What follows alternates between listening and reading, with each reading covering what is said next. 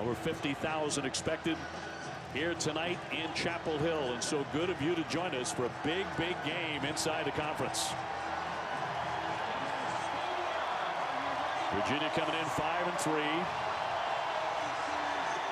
And coming off a loss against Louisville last weekend, 28-21. That really stung. And they could really have the Coastal in the palm of their hand if they could pull out a victory at Chapel Hill here this evening. And we are ready to get it underway. And the South's oldest rivalry continues here today for the 124th time. Not a great way to get this one underway. Kick out of bounds, kicking team.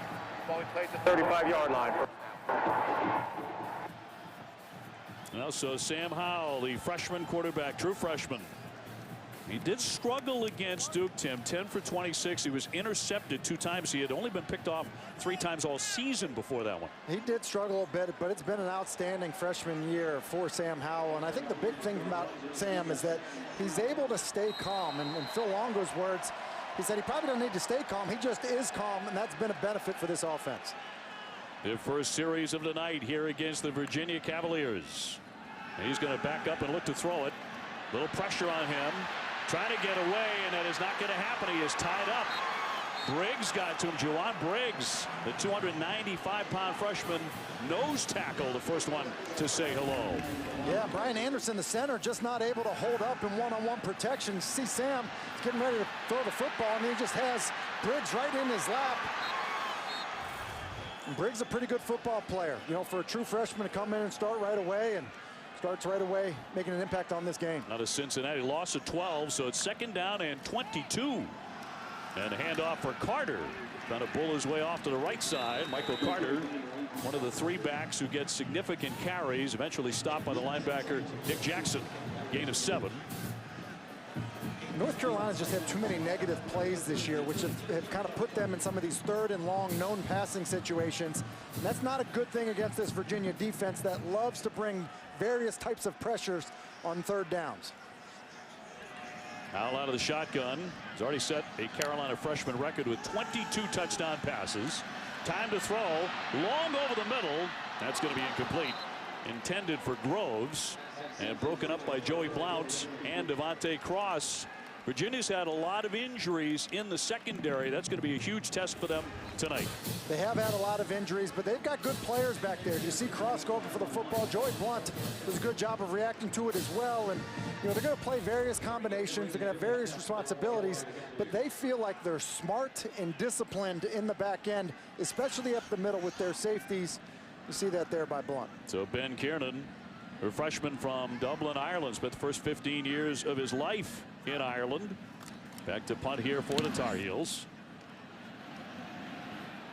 And Kemp will run it on the sideline. Now cut back inside before he is taken down at the 35-yard line. So the first test of the night for Bryce Perkins. A lot of eyes on the senior. Last year, great game against Carolina. He's number 6 all-time at Virginia in total yards because he can pass and he can run, and loves to run it on 3rd down in particular. He needs to play better in the passing game, though, and I think that running him more and just even staying more committed to the run will kind of open up some stuff in the passing game for him and make some of those decisions easier for Bryce Perkins as a passer. Well, he's got some tremendous targets. Wideouts like Joe Reed and Dubois, who wears number 8, could be a huge factor in this one. And immediately got that one off to Jana. Morrison coming up with the hit and a gain of 6 yards on the first possession. And they're going quickly. Yeah, and they will change tempos, but they like to substitute different personnel grouping, so unique to see them just get up and go right away. Wayne Talapapa in the backfield with Perkins. And he will get the carry. Not much room to operate there on the line. Stopped by Chaz Surratt, whose brother had a very big day for Wake Forest today. Yeah, both of these guys, both his brothers, Sage and Chaz, these guys are great football players. Chaz, the converted quarterback, playing linebacker. Really great play. Would not be surprised to see Surratt spy Bryce Perkins on this third down, since they like to use Perkins as a runner. His brother Sage, one of the best wide receivers, not just in a conference, but in the entire country. 3rd down and 4 for Virginia. They'll throw it short, and rising up to make the catch, Jana. And Storm Duck there for the coverage, but he picks up 10. Yeah, Storm Duck, a freshman defensive back, 29. Jana maybe gets away with a little bit of a push-off, but one-on-one coverage, the corners for North Carolina have really struggled as they've rotated various guys in at the cornerback position. Jana guy could get a lot of work. Now Perkins trying to keep it, but they meet him fast. Surratt, the first man to get to him. Surratt now has 77 tackles, and of course had a game-saving interception against Duke last week. 2nd down and 11. Boy, there's an awful lot of talent in that family. Mom and Dad have been able to see both games today with their sons involved. Both at Winston-Salem and right here in Chapel Hill. Another keeper, and straight ahead, Bryce Perkins, and again Surratt with the tackle after a 3-yard pickup. And Surratt maybe a little shaken up here. He is indeed on his back here in the 1st quarter. This would be a devastating loss for this North Carolina defense. We've talked about his ability, Dave. I mean, they feel like he is a guy that in one-on-one situations can get Bryce Perkins to the ground.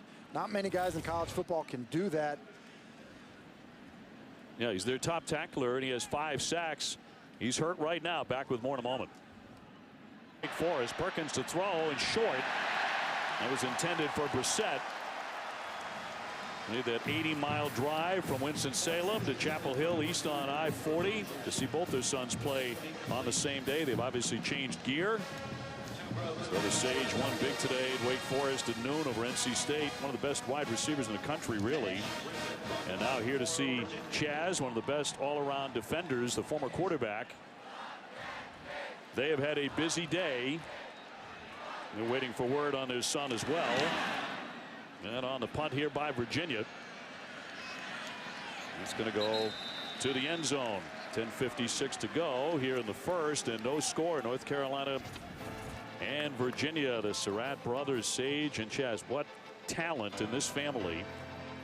By the way, going to 2 tremendous schools as well. Yeah, listen, tremendous athletes. I think tremendous students, tremendous guys. I mean, you just look at their production this year. What Sage Surratt has done has been remarkable in terms of receiving yards and touchdowns, in the top 5 in the country. And then Chaz, what he's done first year as a linebacker, just unbelievable. And I get the sense like Sage could play linebacker. I mean, we've seen him. And Chaz could probably play wide receiver. I mean, they just are that athletic, that big, strong, physically talented.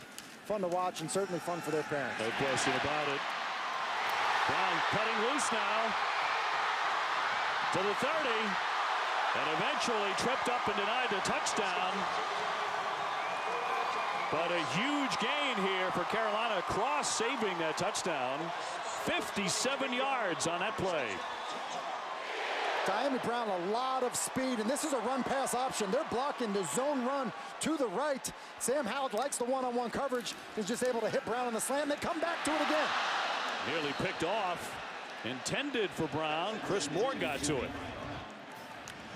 Yeah, it's an RPO. You see they're blocking the run, and then if he likes the look, he's got one-on-one backside. He's going to go ahead and throw it, and that's on Baker, 39. The young defensive back in the game for UVA. He can't make the tackle. Deandre Brown, who's got a lot of speed, had a couple drops last week. Didn't practice leading up to the Duke game. Off to a pretty good start. 2nd down and 10. Newsome in motion. And a handoff for Carter. Scampering through a big hole there. So Michael Carter, who can also really catch it, has terrific hands. He picks up 7. 3rd down and 3. Carter out. Javante Williams is in. The sophomore out of Wallace, North Carolina. He's their top running back at 111 yards against Duke last Saturday. They get to him real quickly. Alonso not fooled at all. They love to go for it on 4th down.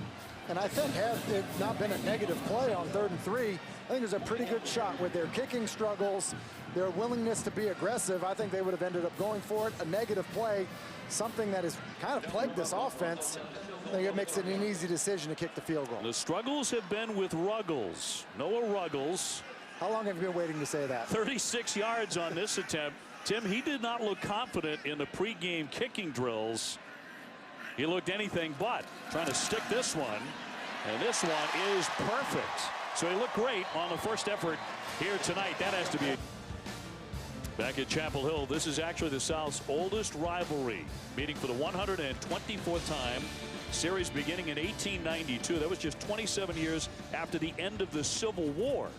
North Carolina leading it 63-54 with 4 ties. This, by the way, the first time it's been played at night at Chapel Hill in the history of this series. So we're making history tonight, is what you're saying. As we do every Saturday. It's just the way it's done here on the ACC network.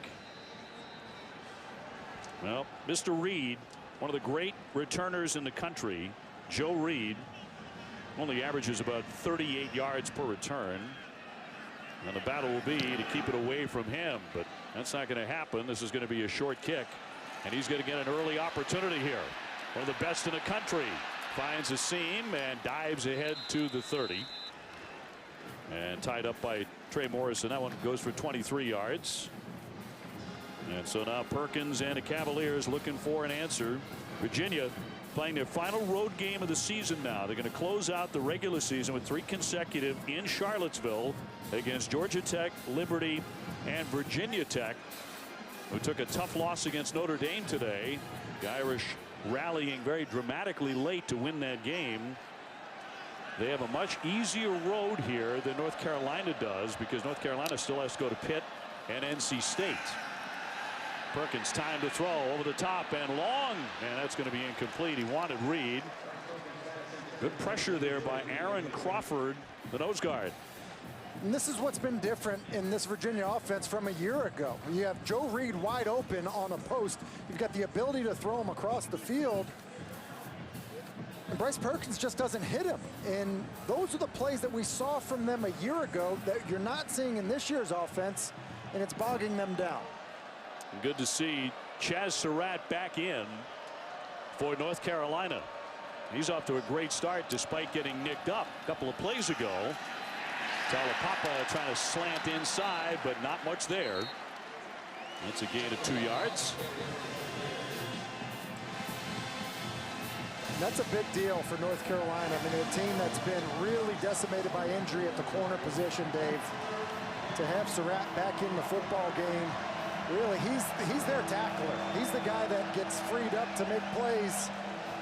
And I think against a mobile quarterback, it's critical to have him in their lineup. This is a guy in high school who wasn't a good, but a great high school quarterback. Outstanding. He set records in the state of North Carolina. And switching to linebacker, that's not a decision made every day. He's still learning on the job, but so talented. Nice catch there made by Jana on the near side.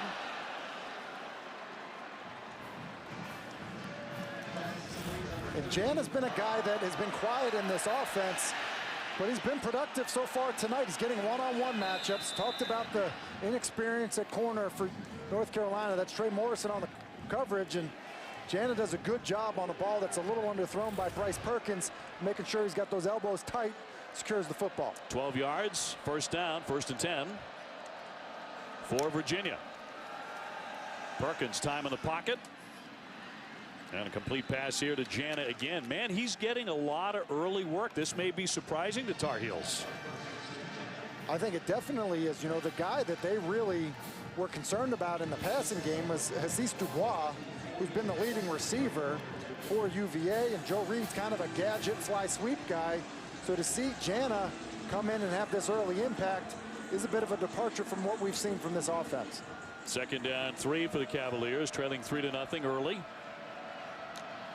Perkins, the 6'3" quarterback, to throw again, throwing a lot early in this game. And remember, he had a lot of success doing that last season against Carolina, 3 touchdown passes. It's Jana again. It's another one-on-one against Storm Duck, number 29, the freshman corner. And It's a back shoulder throw, good ball location, good job of having late hands and eyes by Jana. And I think Robert and I, the offensive coordinator for UVA, has maybe found something here in terms of a matchup of Jana and really on Storm Duck or Trey Morris. Well, it sure has, because Perkins with 5 completions, all of them to the same receiver, all to number 13, Jana. Talapapa back in at the running back.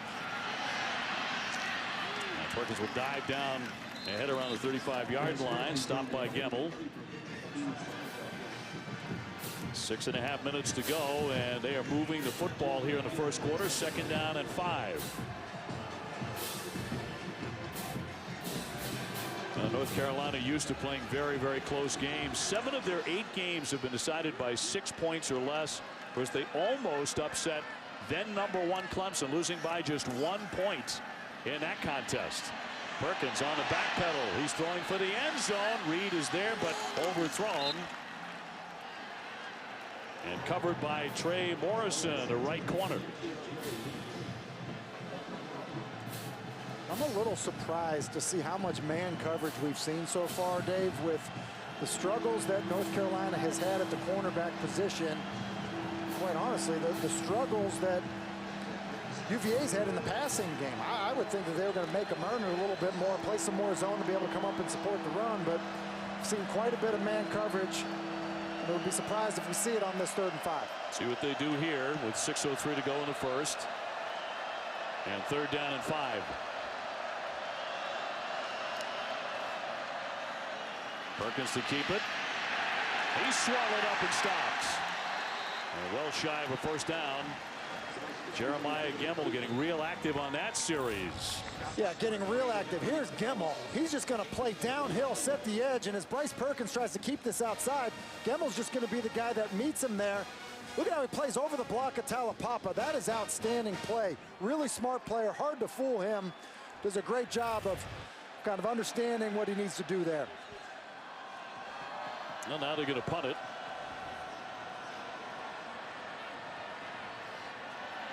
And they fake it. And complete, going for the 1st down to Colley. Colley says yes.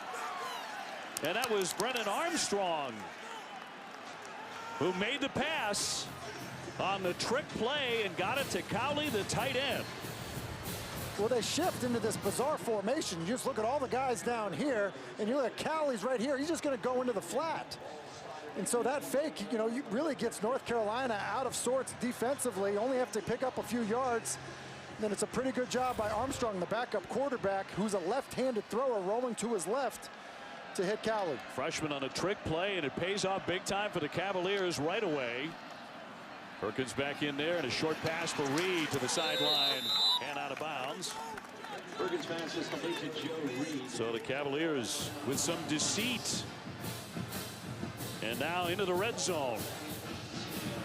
1st down and 10.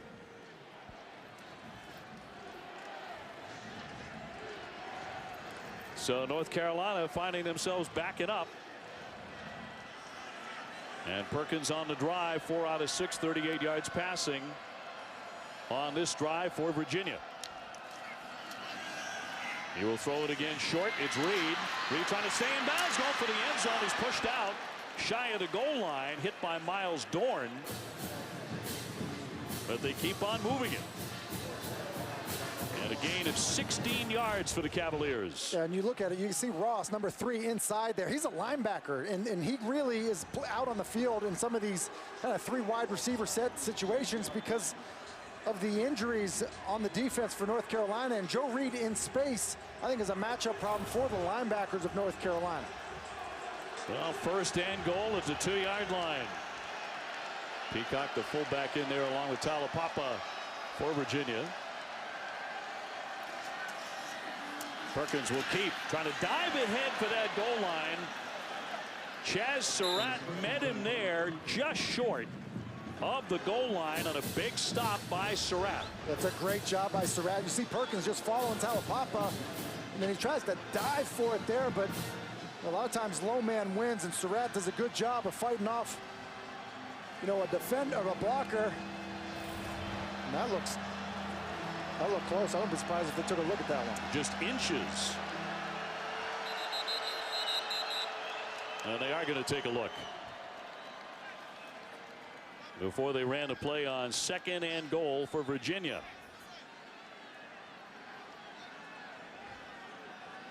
On that angle we saw, it brought up a big question. They're not going to take a look at it. Which is surprising because I think the look that we saw was a shot that Perkins was in. Now they respotted the ball. So 2nd and goal. Perkins again trying to keep it. He has stood up, pushing his way forward, and he is in for the touchdown. Bryce Perkins. Touchdown, Virginia. From less than a yard out. Armstrong with a huge pass there on the fake punt. And a major play early in the game, the completion to Cowley, and Perkins finishes it up.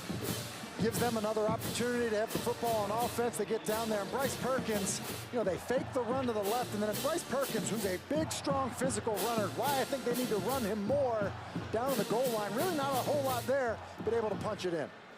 So Brian Delaney with a point after. That is good, and Virginia has taken a 7-3 lead here in North Carolina. Creative call by Bronco Mendenhall and his staff. The fake punt to Cowley, give him a chance to get the offense back out on the field. And then Bryce Perkins doing what he does best, running the football through contact into the end zone.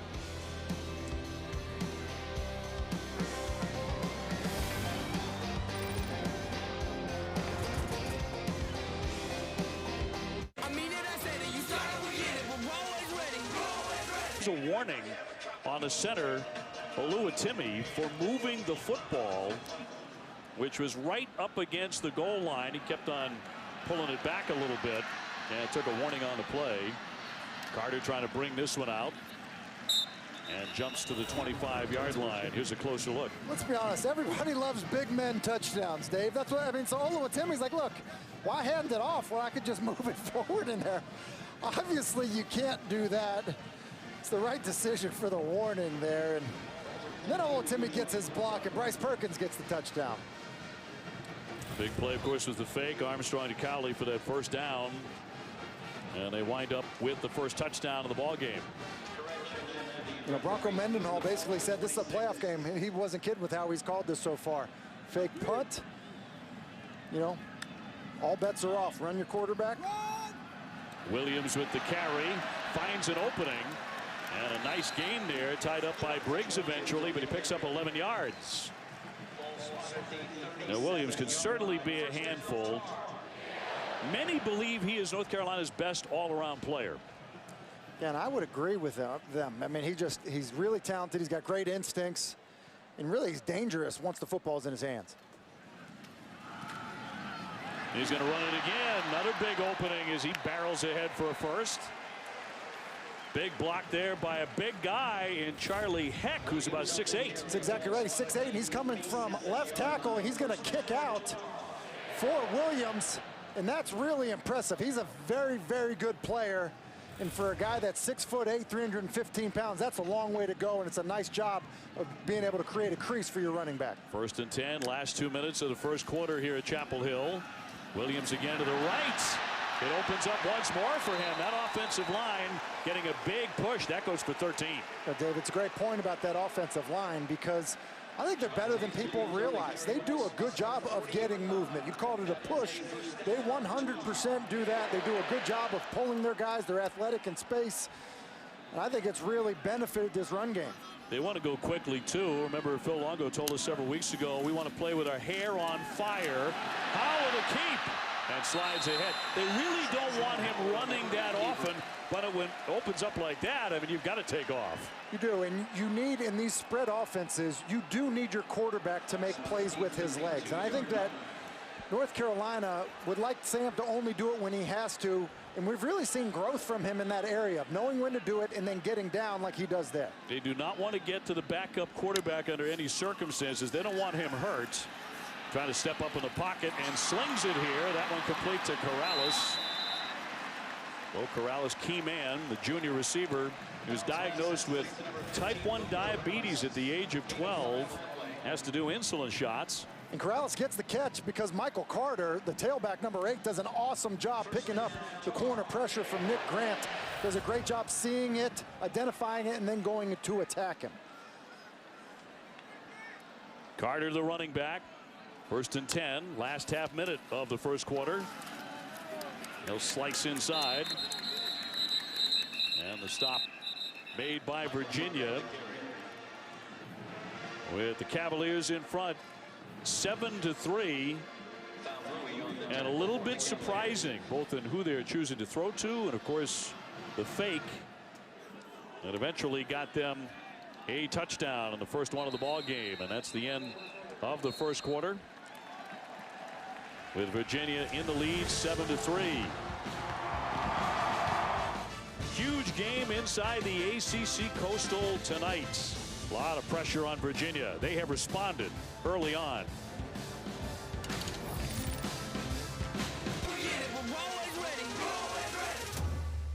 A big football game. It's a great night. Military appreciation night. It's just true all around college football here in Chapel Hill. Saluting the men and women who do such a wonderful job protecting us all. We're underway now in the second quarter. Virginia with a 7-3 lead, but North Carolina with the football.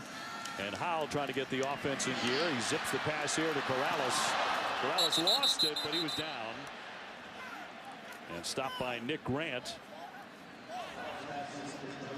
But a complete pass. Yeah, and Corrales, the guy who's really come on for this UNC offense. He tries to hop over Grant and clearly is down. You see his elbow and forearm hit the ground there. But he's been a guy that's been a nice addition in this offense in terms of somebody that kind of slow start to the season but came on. And he's big, he's physical. They like to give him opportunities down the field. 3rd and 3. And a Wildcat. And ahead goes Williams with the football. No room to operate, however. And so now it brings up another 4th down, 4th and 3. And I think the reason we saw the Wildcat there was because they made the decision that it was going to be 2-down territory. I think you take Sam Howell out of quarterback, you try to run the football because you're willing to go for it on 4th and 3. And so you just think about it. They've been 11 for 14 on 4th down this season. They've been excellent in these spots. Ball now back in the hands of your freshman quarterback. And Mack Brown says we'll go for it virtually every time in situations like this. Rolling right. Firing and incomplete. Wanted Corrales again, but off his hands. Good pressure there by Noah Taylor, as an outstanding pass rusher.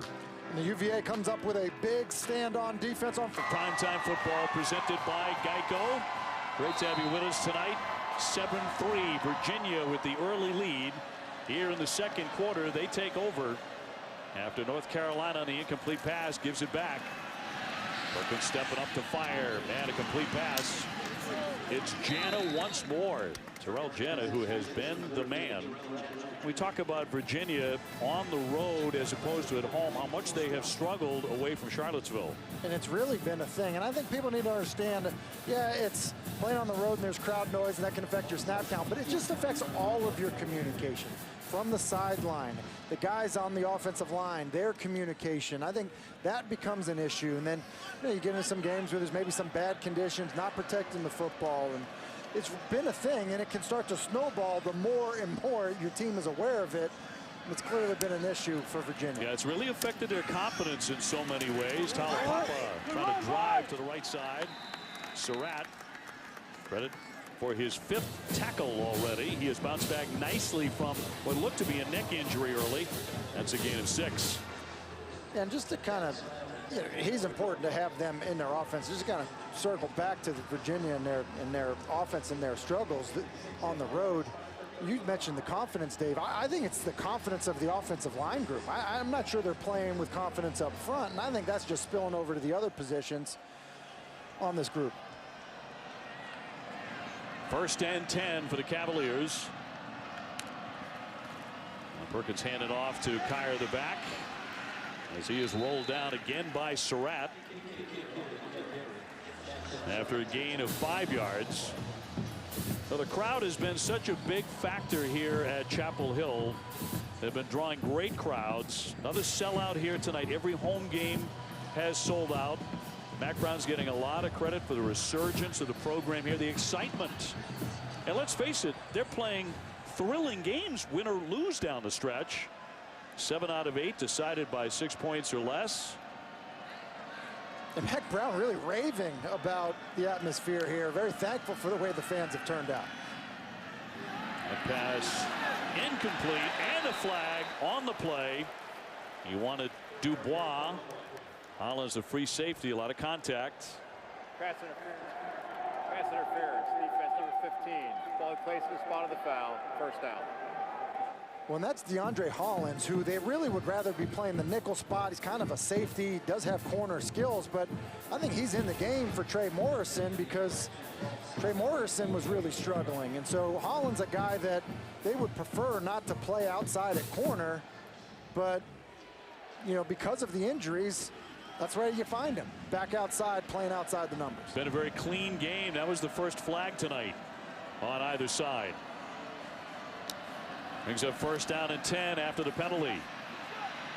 Long one. And a tremendous catch on the play by Dubois. No, he's a big play guy, Tim. Over 1,000 receiving yards in his career.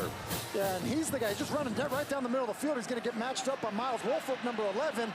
Wolfolk coming off an ankle injury and just stumbles. And Bryce Perkins, the thing he did well there is he put enough air on the football. He had people around his feet so that Dubois had an opportunity to adjust to the football rather than overthrowing him, which we've seen him do a number of times this season. A 40-yard pass play for the Cavaliers. First and goal for Virginia. Perkins to keep again. Trying to get inside that 10-yard line. Chaz Surratt was ready. When is he not? We've called out his name more than anybody tonight. He's awesome. And you know, Jay Bateman, the defensive coordinator, said, you know, sometimes I have to remind myself that he just moved to linebacker. There'll be certain things where he's like, oh, wait a second. You were a quarterback in high school. Nobody ever talked to you about, you know, keeping guys off your feet and playing downhill. But, you know, just so instinctive and so good with, you know, just being able to athletically match up with the talented Bryce Perkins. He had not played a full game at linebacker since middle school. And then at the college level at D1, they convert him, and he has been outstanding. When you look at that box score, Perkins racing to his left across the 10 and knocked out of bounds by Gemmel. Really been impressed with the speed at linebacker for North Carolina. You know, Gemmel, not the athlete that Surratt is, but a smart football player. And I think the two of those guys paired inside together has really helped them. Then you throw in Dominique Ross, who really was a starter before Surratt got moved to linebacker, has been good. And you know, one of the things that's been a challenge for UVA offensively, red zone touchdowns, they ranked 81st in college football. It's been a struggle for them. Big early call here for the Cavaliers. Third and goal.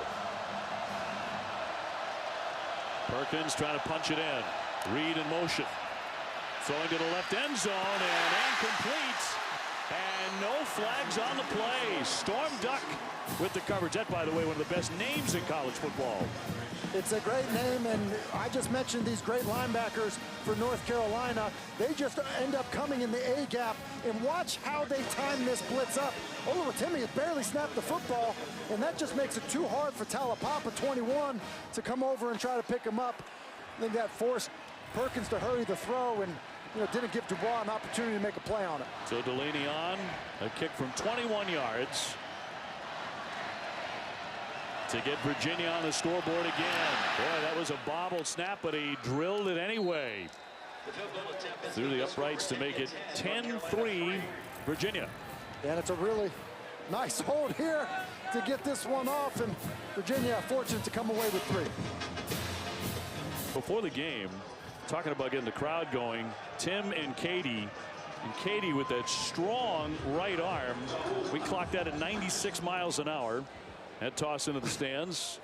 Those T-shirts to get everybody ready to roll tonight.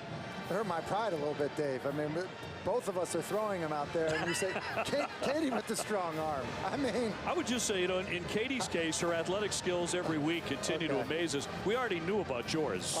Those are well established, okay, yes. Right. Those are well established. Fair enough. Your bona fides are there. Katie is really building hers in a multitude of ways. Yes, I am, and I just feel like I play my role extremely well. I am the ultimate hype girl out there for Tim.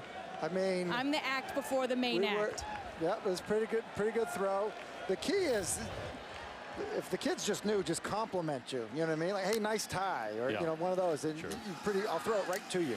Likely get more than one of them. Carter on the run. He's stacked up. First man to him, Charles Snowden.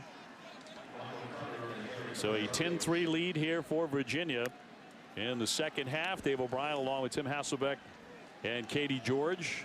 And if you're very lucky, you'll get a look at Katie in full uniform. I'm talking about helmet and pads a little bit later in this broadcast. And that is something to see as well. You want to talk about somebody who can do it all athletically. On the pass here, it's Brown. Brown busting to the outside. Looking for that edge and driven out by Cross, but he's going to gain 13 yards. Well, another guy that can do it all athletically is Deandre Brown. Just runs a little bit of a hitch. Good ball by Sam Howell. Allows Brown to square his shoulders. And well, I mentioned it earlier. Here's a guy that really didn't play well a week ago. Missed some practice time. He's healthier, and it looks it. He's a guy that can really emerge in this offense. Sure can. Out of Charlotte. He's got 5 touchdowns this season. Carter to run. It opens up nicely into the 50-yard line. One thing we should mention is that Virginia lost a big-time defender in the cornerback, Bryce Hall. I mean, an all-America level player. Broke his ankle in week 6 against Miami. Still showing up to the games. Still a great teammate, participating as much as he can to help his teammates out. Extra yards there by Williams. He can certainly do that after the first hit. And the pregame with Bryce Hall, who is just a great kid.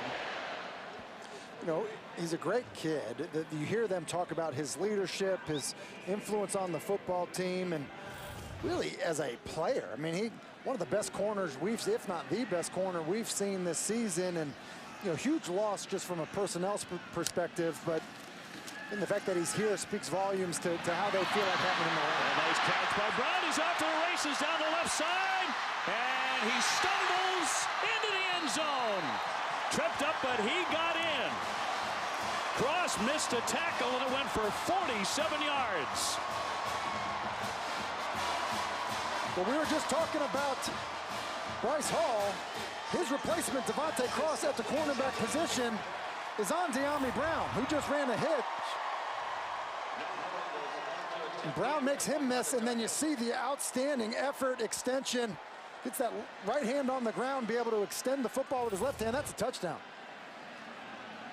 So North Carolina comes storming back. Ruggles on for the extra point. He will drill that. 7:17 to go here in the first half. We are all tied up. Well, we said he could do it all. He's Deandre Brown just running another hitch route, makes Cross miss, and then you see the outstanding speed by Brown to the end zone with great effort. He's been fantastic, and it's been the run after the catch for Deandre Brown. It's been a slant and then a hitch, both of them for big plays. And exposing the secondary somewhat of Virginia, which was known to be an Achilles heel coming in.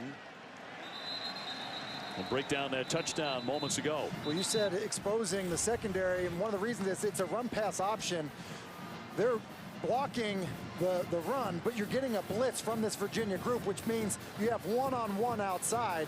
And so they're blocking the run, North Carolina's offense is, and now it's one-on-one with a lot of room to work. And so if you don't make the tackle out on the perimeter, which Cross doesn't, it just leads to a touchdown. And I think that UVA has been really concerned with stopping these backs for North Carolina, and if you're going to isolate the wide receivers, seems like they're going to win those matchups. So tied up 10-10. Perkins coming forward and hits the deck for the short gain. He'll pick up 3 yards on that carry. And second down coming up for the Cavaliers.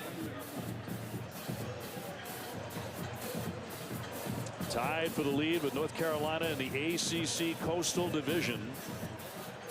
But with one more victory, Virginia becomes bowl eligible for the 3rd year in a row. So there's so much on the line, particularly for the Cavaliers. Plenty for the Tar Heels tonight. But the real heat is on the shoulders of the Virginia Cavaliers. 2nd down and 7. Perkins out of the gun. He'll keep again, and certainly do that as he took a hit. Miles Dorn coming up, flag on the play. And Dorn flying in and bringing a flag. 6:25 to go in the 2nd quarter. As the officials get together, take a look. I mean, to me, it looks like Dorn goes over the top of him. I just think it's so hard. I've said it throughout the year. I mean, you think about these athletic running quarterbacks decide to give themselves up and slide feet first, or they have the ability to run you over. There is no foul for targeting. 3rd down. And I think that's the right call. I mean, you have to think about the situation these defensive backs are in when you've got a 6'3", 250-pound quarterback that we've already seen carry people into the end zone down near the goal line. You know, at the last second when he decides to slide, I thought Dorn did a good job of trying to pull off and going over the top of Perkins. Yeah. I think the officials do the right thing now. Give him some credit for restraint. Yes, on the play. Absolutely. The senior from Charlotte. 3rd down and 3 for Virginia.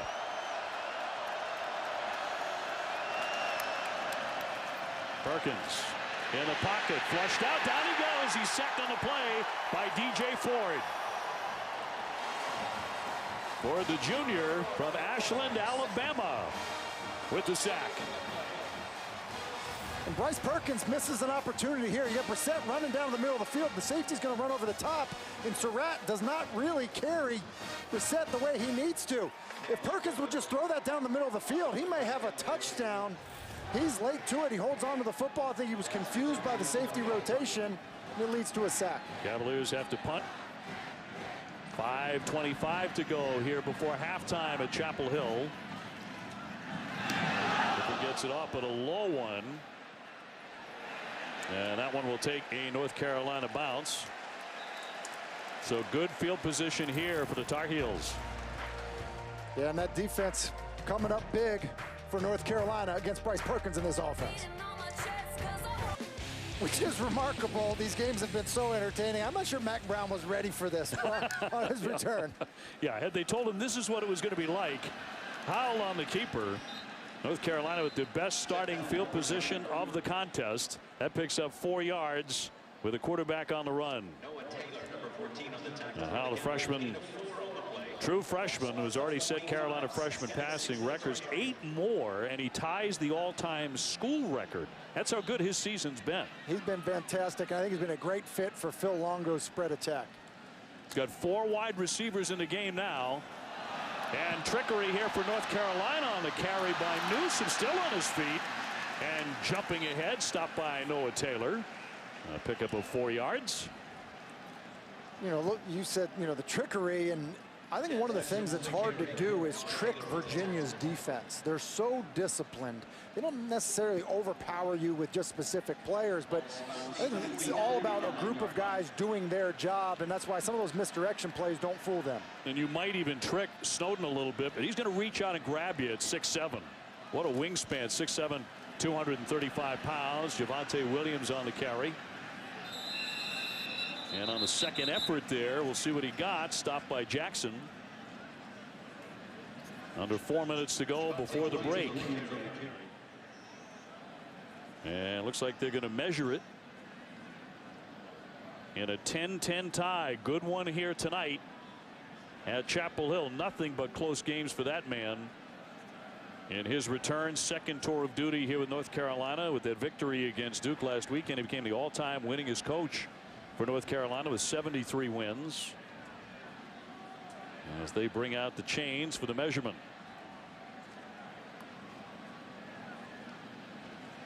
Mack, by the way, with 248 all-time wins, and they've got the first down.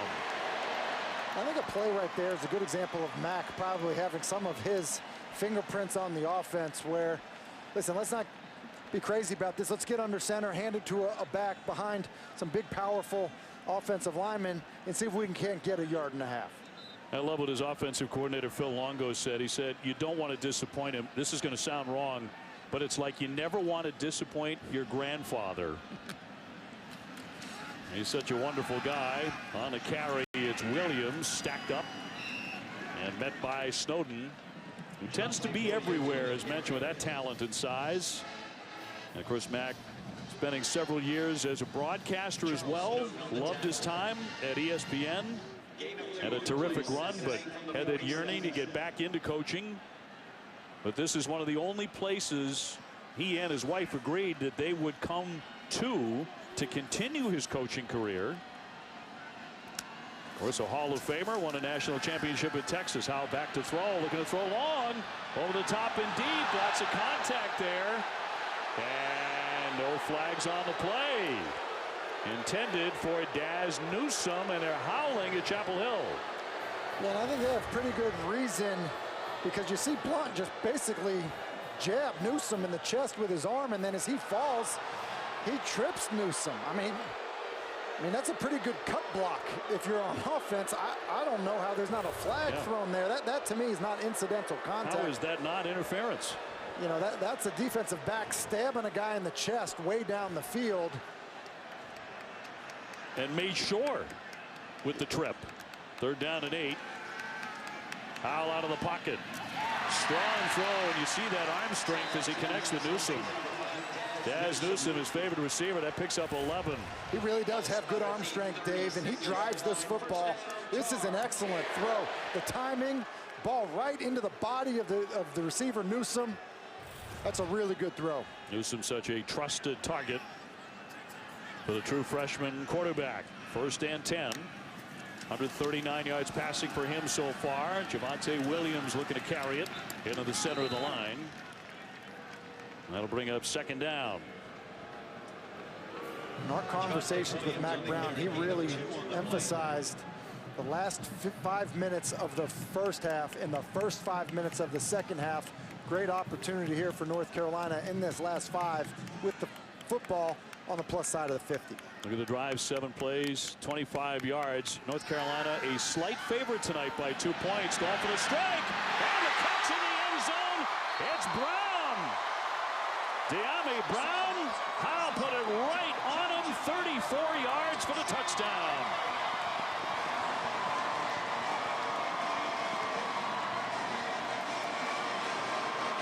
Well, what a half Brown has had. 5 receptions, 2 touchdowns, 162 yards. He's been remarkable. Does a great job of winning on the post. Sam Howell, really a very good deep ball thrower. Gives Brown a chance to go get the football. Doesn't overthrow him when he's wide open. Deandre Brown just proving to be too much for the secondary for Virginia.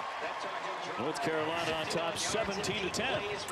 And Deandre Brown, so much speed and widen the defender, get to the post, go get the football at the high point. Excellent job by Sam Howell. Good job of protection. The wide receiver having a great night. First half for North Carolina and for Sam Howell as well. And the Tar Heels have surged in front, 17-10. With 2:06 to go here in the second quarter at Chapel Hill.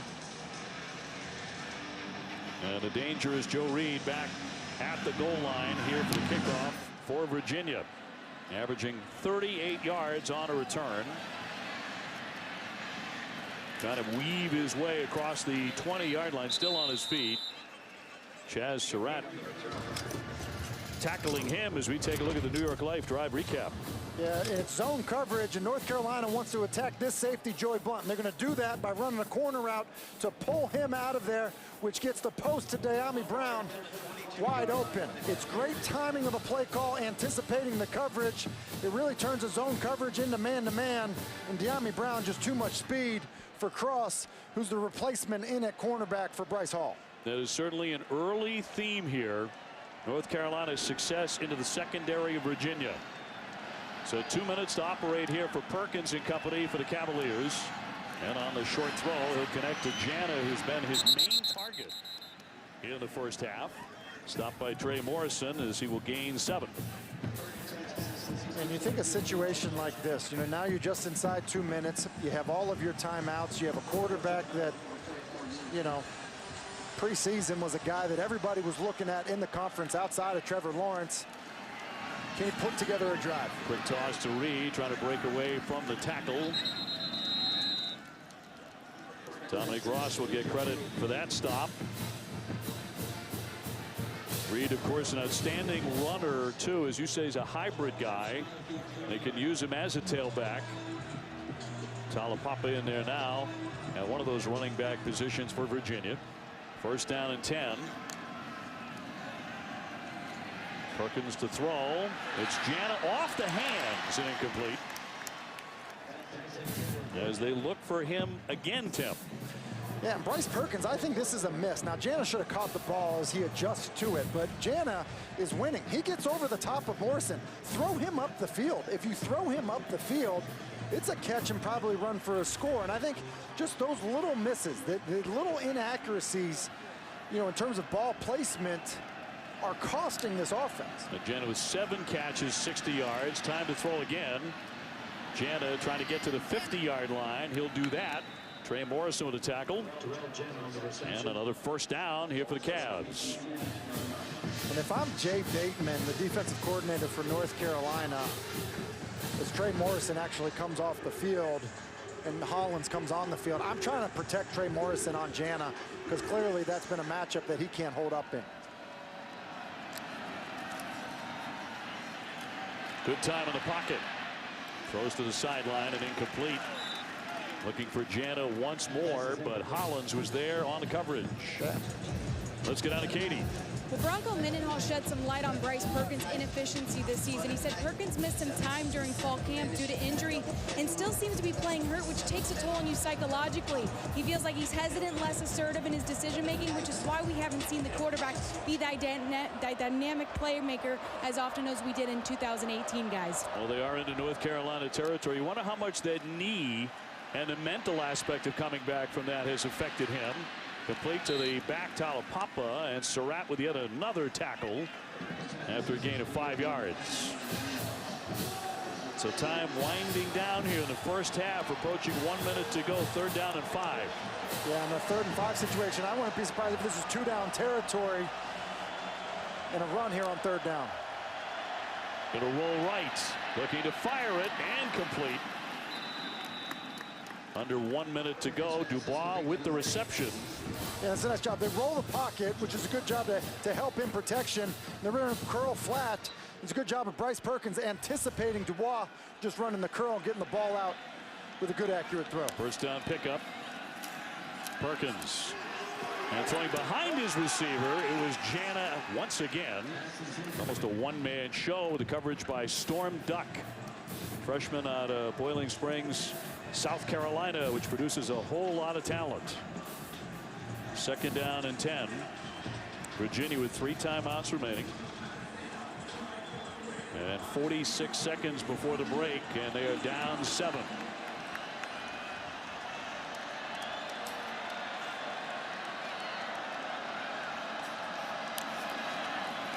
Perkins again throwing an awful lot here in the first half. Throws that one complete to Jana. Can't get away from Storm Duck. They're going to pick up very close to that first down, 9 yards, and a timeout Virginia with 38 seconds to go. And an entertaining first half thus far, certainly in such a huge game in the Coastal Division. We mentioned particularly for Virginia, but North Carolina is actually favored by 2 points tonight. Yeah, and I think that it has a lot to do with the road woes that Virginia has had. And I think when you look at what North Carolina's been able to do, create big explosive plays, I think it's what we were expecting out of them. Now you look at, you know, what De'Ami Brown has done. He's been fantastic, and it's been a problem for Virginia is that as they've tried to replace Bryce Hall. There's so much speed, and it's been the run after the catch. It's one thing to be there in coverage, another thing to come up and make the tackle. So maybe a bit of a surprise that Brown has been the guy, but not surprising that Sam Howell has continued to make big plays, because really that's been the identity of this Tar Heel offense. A great confidence, Howell. 7 out of 11, 173 yards. Newsome has been his #1 target. 162 yards, 2 touchdowns, the 162 in receptions, already a career high. 38 seconds before halftime. This is the 10th play of the drive. And runs aren't off the table here with 2 timeouts where you are in North Carolina playing coverage. Don't be afraid to pop a run. Perkins, time to throw again. Another completion. That's Reed, who will step out. And stopping the clock with 32 seconds to go. And picks up 13 yards. First down and 10. And an impressive drive here at the tail end of the first half for Virginia and for Bryce Perkins. 10 plays, 65 yards. And hitting his receivers.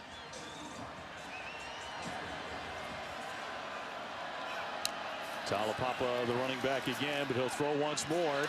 Reed still on his feet, broke away from a tackler and dives ahead. Tremendous second effort there by Joe Reed. Missed tackle on the play by North Carolina. That was Miles Dorn along with Alan Cater. And both had a crack at him. 22 seconds to go. And this is essentially a run. It's basically a sweep. You're throwing it to Joe Reed, who was a wide receiver, but he's basically a tailback. As you see by the run there, and great effort. He's one of their playmakers. And then Cater kind of lets go, maybe probably afraid of a horse collar tackle. And see the strength of Joe Reed. And a smart decision by Bronco Mendenhall to use that second timeout right there. Still one left for this Virginia offense. So Reed on this drive, he's caught 3 passes for 31 yards and does a lot of damage after the reception. The senior, well, senior is the favorite that we use. We call them seniors. At Virginia, they don't. They say 4th year. A Thomas Jefferson term. They also never say campus. They say grounds, which sounds a lot more elegant. Especially when you say it, Dave. I mean, when you say 4th year and you say grounds, it just, it has a whole different tone to it. 4th year. Try to sell us. Second down and 3. 22 seconds to go here in the first half.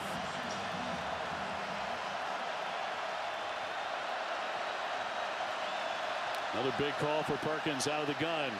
Looking for the end zone. Floats it deep and too far. He wanted Reed. 17 seconds to go. Yeah, and that's one of those throws, right? I think Bryce Perkins has got to make that throw.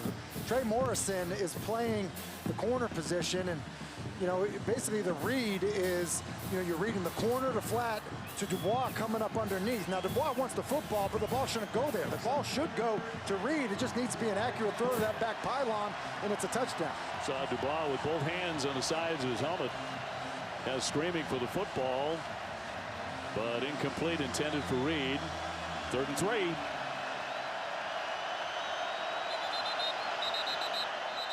And a timeout.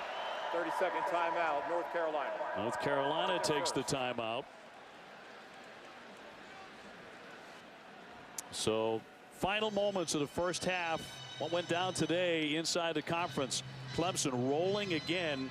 ETN setting a school record for career rushing touchdowns. What do you have, 200 yards today on 9 carries, something like that? That's unbelievable. What a win for Miami of Florida State. Bad loss 27-10. The Miami defense, 203 yards allowed. And we talked about this. We'll see the Fighting Irish at Duke next weekend, barely sneaking by Virginia Tech 21-20 on a late touchdown run. Yeah, that was a surprising one because you look at it, Virginia Tech really had commanded that game for much of the contest, and really was Ian Book late coming up and making a play. Excited to see the Irish against the Blue Devils next week. And as these teams come back on the field, you think about last week, Jay Bateman calls a timeout when he sees Duke's formation as they're trying to punch one in.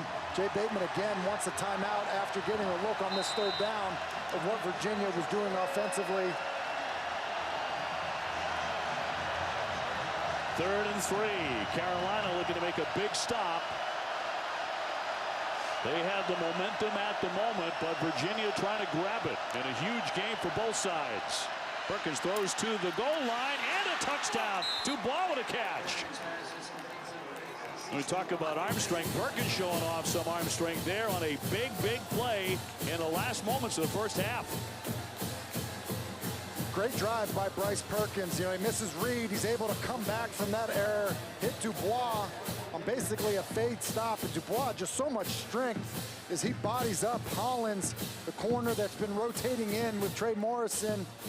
It's a great response. Was mentioning how Mack Brown was talking about the importance of the final 5 minutes of the half. Well, Bronco Mendenhall's group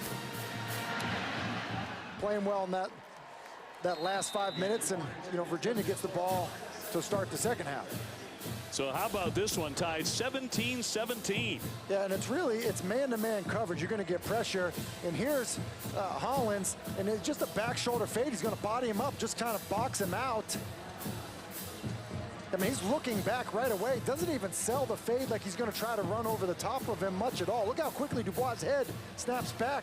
Hollins turns to locate the football. You mentioned the arm strength of Bryce Perkins. You know, you throw these back shoulder fades, Dave. You know, a lot of people think, you know, put a little air on it, and you really shouldn't. You need to drive the football. So it surprises the defensive back, and Dubois does a good job of just being stronger than the defender at the point of attack. So there's the drive, and Perkins very sharp on it. 9 out of 13, 78 yards. Bronco Mendenhall said he's going to coach this and talk about this like a playoff game. Well, it has that feel tonight, no question about it. It's a great point. I mean, you go back to the fake punt early in the football game, think of some of the aggressiveness defensively, and then on that drive there, the aggressiveness on that drive with the way they cap it off. On the short kick, 13 seconds. And this Wednesday night, we've got another college basketball doubleheader for you here on the ACC network at 7 Eastern. Notre Dame taking on number 9 North Carolina. That's right here, Chapel Hill. And then at 9, the game you're all going to want to see. Syracuse hosting Virginia, the defending national champs, all here on ACC network and the ESPN app.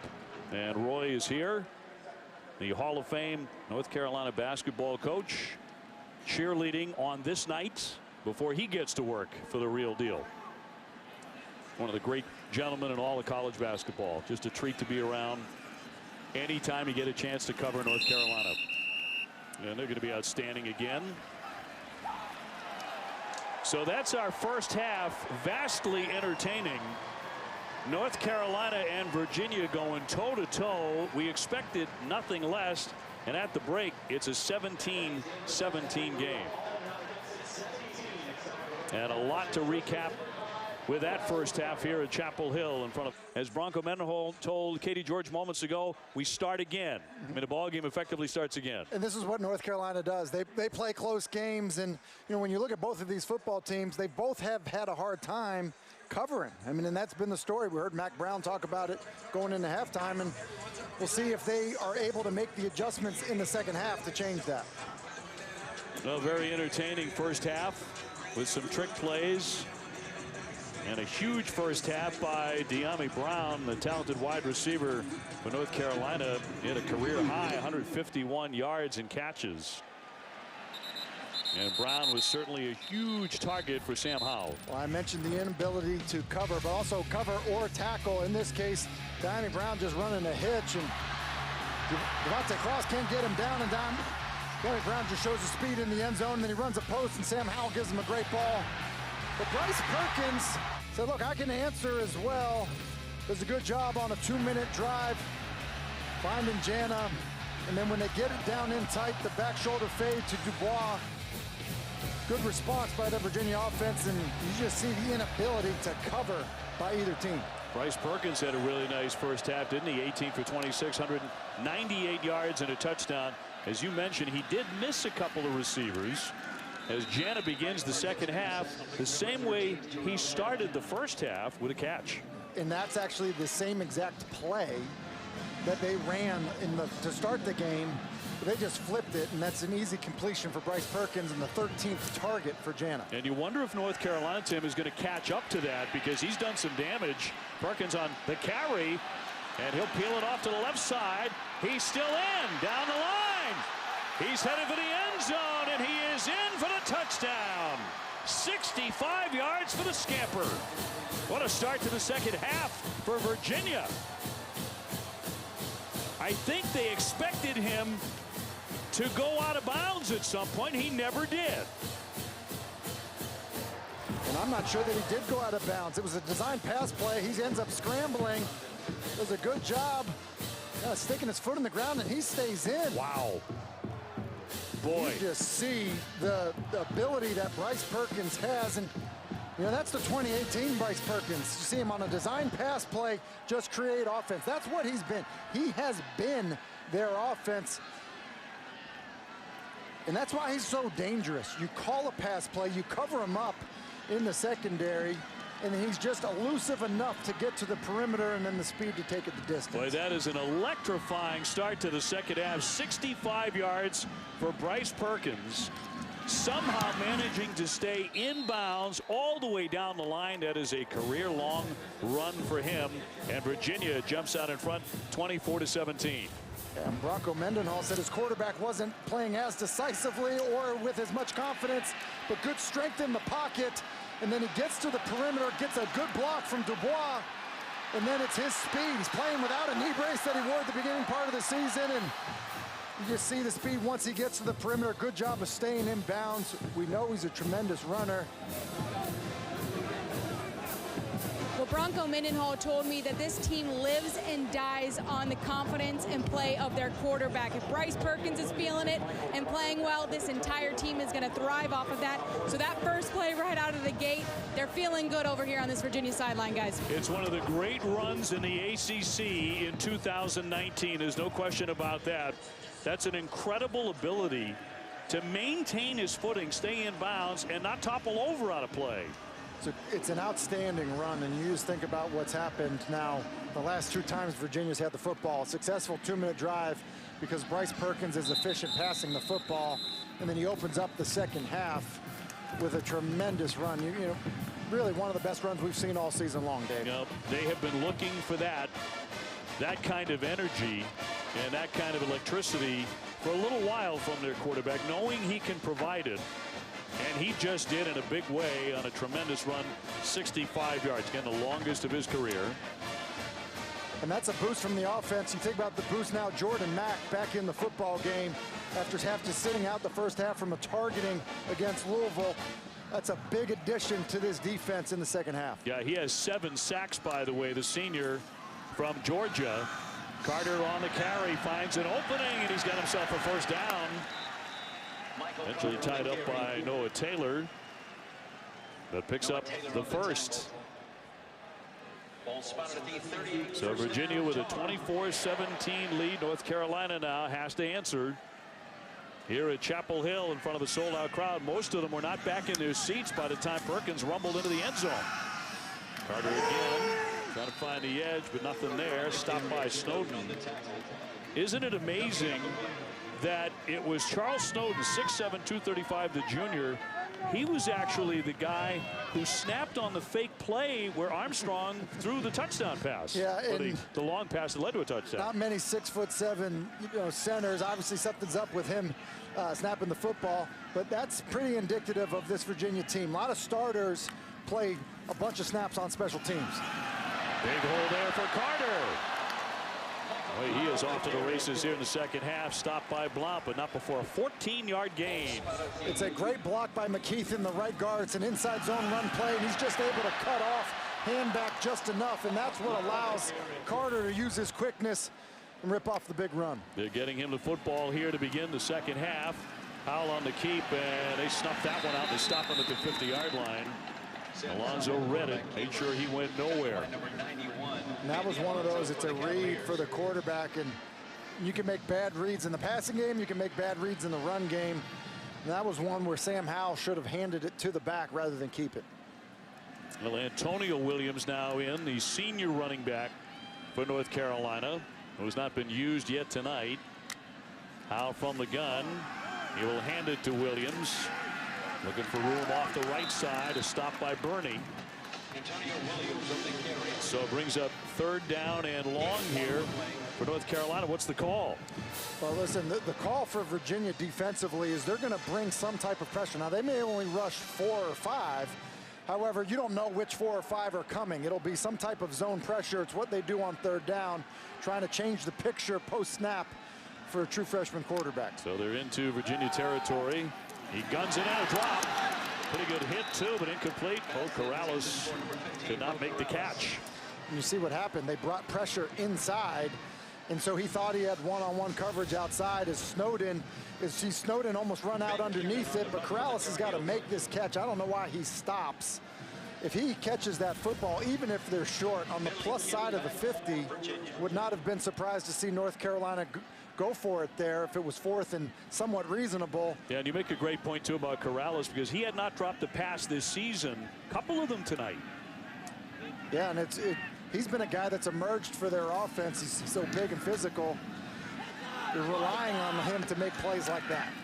Well, North Carolina, their first punt since the opening drive of the game. Virginia with the football. They have jumped into the lead there at the top, and how big it is. And you look at Virginia, and if they win the game tonight, their chances of going on to win the division jump to 86%. Well, I think Bronco's been doing some of that math as well, because he talked to you and I, before the game about how he liked how the schedule was playing out and their chances the rest of the way if they're able to come away with a win tonight. He looked right at you and said, this is a playoff game. No question about that.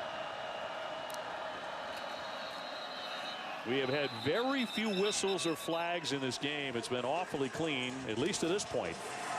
30-second timeout, Virginia. And a 30-second timeout for the Cavaliers, beginning with their worst starting field position so far tonight.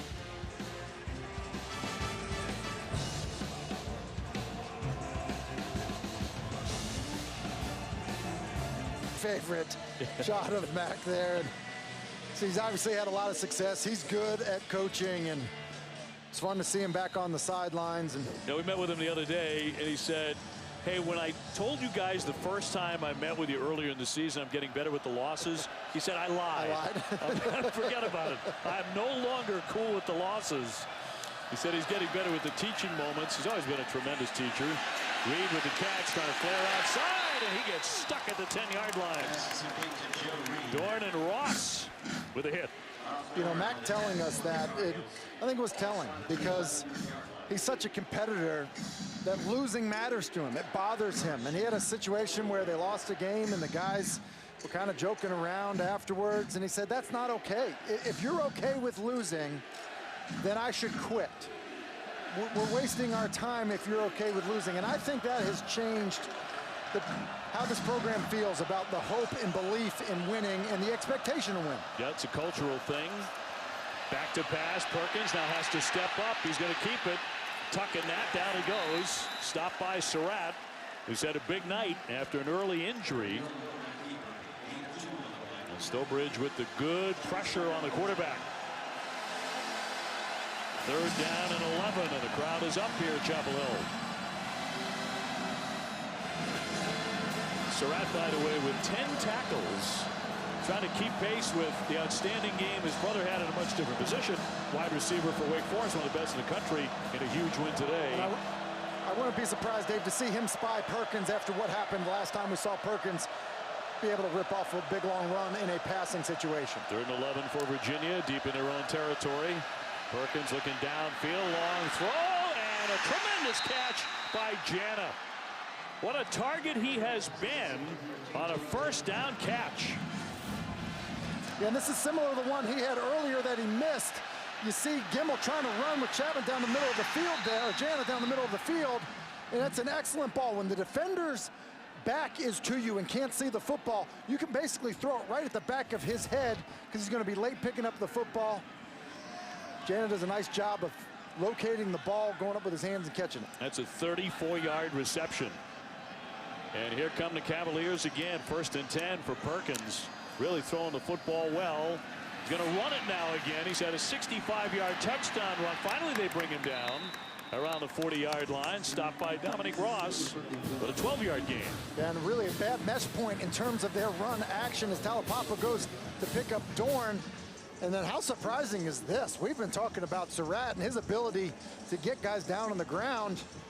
You get a sense of how strong of a runner Bryce Perkins is when you're able to kind of stiff arm and break a tackle. Chad Surratt. You know, last year against Carolina, he was a one-man wrecking crew. He passed for 217, rushed for 112, ran for a touchdown, passed for 3. He's doing much the same thing tonight. So he's back to being the healthy, confident Perkins. He barely got that play off. He'll fire it and complete to Dubois. On the near side, stopped by Storm Duck. That he gained 7. Dave, you know, talking about his production, you know, Brendan Armstrong, the backup quarterback, was injured and out. And I think they had some fear that, you know, they couldn't run Bryce Perkins as much. Plus, Bryce was banged up. And so I think those two things, you know, kept them from running him as much as they probably would like to run him, especially in a big game like tonight. You're seeing them basically say, look, the gloves are off. We're going to end up running this quarterback because he's such a threat. Carolina coming too quickly. A flag down, 8:33 to go in the third. 24-17 Virginia. Offside. Defense number 55. 5-yard penalty, first down. Stowbridge. Bryce Perkins, his career against North Carolina and what he has done tonight, really on par with the outstanding efforts he's had against them. Yeah, I mean, anytime you can throw for 200 and rush for 100, that's outstanding. Bryce Perkins on pace to throw for 300, over 300, and run for over 100. Very few guys have accomplished that, and it's quite a feat, and especially against a defense that's, you know, really talented and has a lot of speed at the linebacker position. Talapapa with the carry. Hole on the left side, and a fumble on the play. It's loose. The football loose.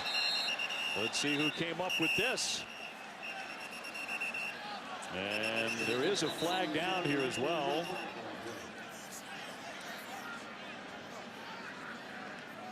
Flag thrown, 7:58 to go in the third. And Virginia able to come up with the football. Tamari Fox forcing that fumble. Ruling on the field is a fumble recovered by the offense. After the play is over, unsportsmanlike conduct, defense number 56.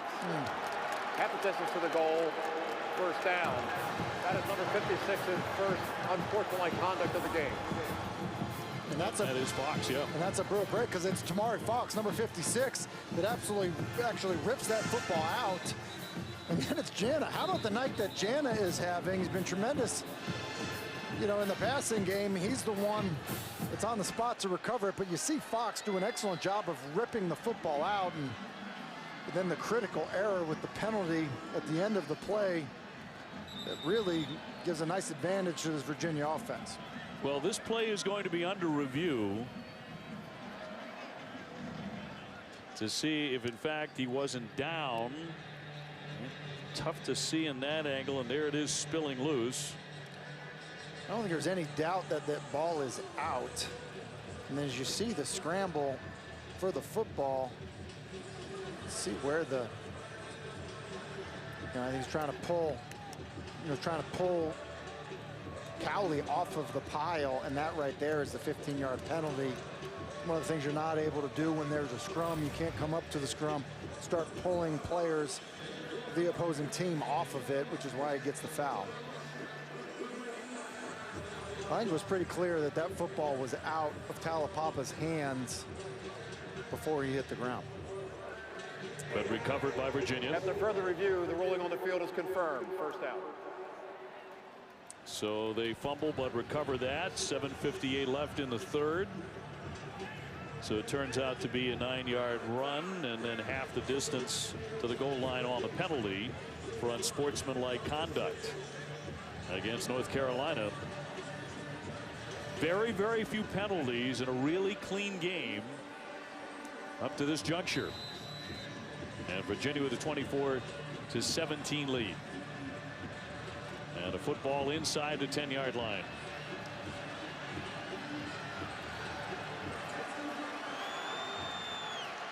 Well, Virginia has had a couple electrifying plays. The last one by their quarterback, Bryce Perkins, who's having a big night on such an important game, and he'll float that one into the end zone. Cowley for the catch, and another touchdown for Virginia. So Bryce Perkins doing it all here for the Cavaliers. And Tanner Cowley, the tight end, could not have been more wide open in the end zone. And Virginia taking a 30-17 lead, looking to add the extra point. Really, really creative play call. And when you have a running quarterback, the type of thing that you can do with him to draw the defense in. And Delaney with the kick to make it 31-17. Yeah, and you look at what happens. Cowley's going to set to block, and that is going to get Surratt to come in, and then Cowley is going to just, enter the end zone from back there. You see how that gets Surratt, who's new to the linebacker position, freezes him and gets the tight end wide open in the end zone for Virginia.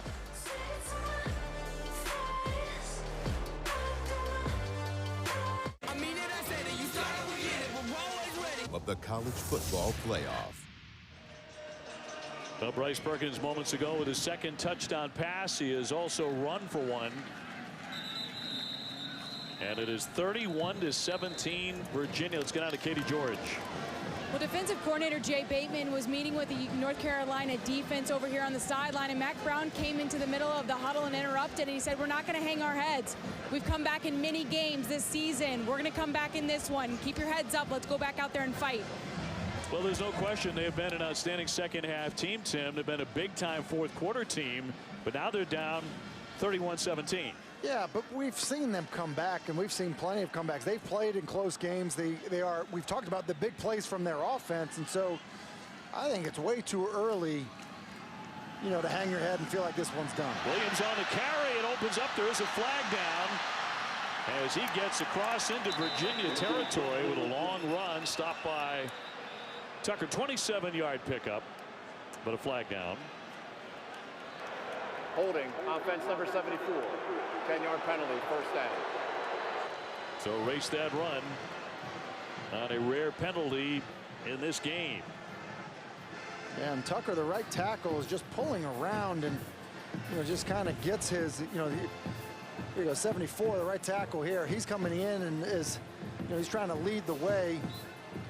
Joey Blunt does a good job of just getting small, trying to get low on the big offensive tackle. And when he does that, Tucker's just playing too high. When that happens as an offensive lineman, you're just better off throwing on the guy, meaning just leave your feet, go, almost like you're trying to cut him, so that way you don't get forced being in space with a better athlete and then just reaching out and grabbing him. Yeah, they're going to find Tucker at 6'7", about 3 1/4.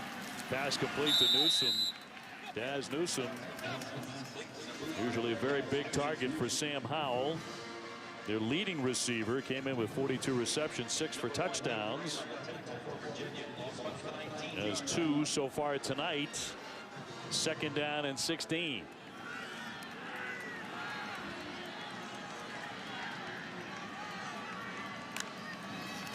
Howell, the freshman, will throw that one and nearly intercepted. One of the challenges with RPOs, run pass options, is that you're not pass protecting, and so they are potentially going to run to the left. When they don't, now you have guys with their hands up in the throwing lane, and that's Jordan Mack, who missed the first half, getting his hand up, and Cross almost able to come up with that football and pick it off. 3rd and 16. Howell gets free to throw on the move and finds a receiver, complete to Newsome.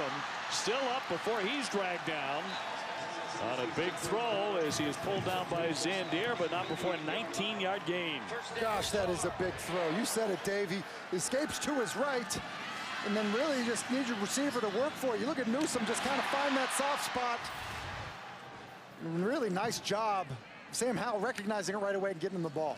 Now, one of the things that makes you believe he's not really a true freshman, as he'll be taken down. Howell stopped by Mack.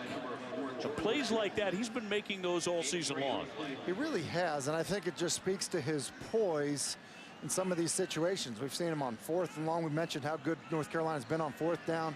That's a 3rd and forever. You need to respond after the way Virginia has come out in this second half. And so think that's why they feel so good about the position going forward here at North Carolina. Really important for Virginia to get Jordan Mack back, as you mentioned, for the second half. Missed the first half sitting out because of targeting last week. And a completed pass to Brown. De'Ami Brown was spectacular in the first half. This one goes for a 9-yard hit. So another first down as they move the chains. Carolina trying to bounce back. You're not seeing any panic anywhere in the offense, are you? No, and you shouldn't. And they're still averaging about 5.5 yards per carry, so you don't need to abandon the run game either. Play action, looking downfield, throwing long, has a man, and that one complete to Green. He is into the end zone. From 50 yards, Antoine Green with the score. And the Tar Heels come roaring back here at Chapel Hill.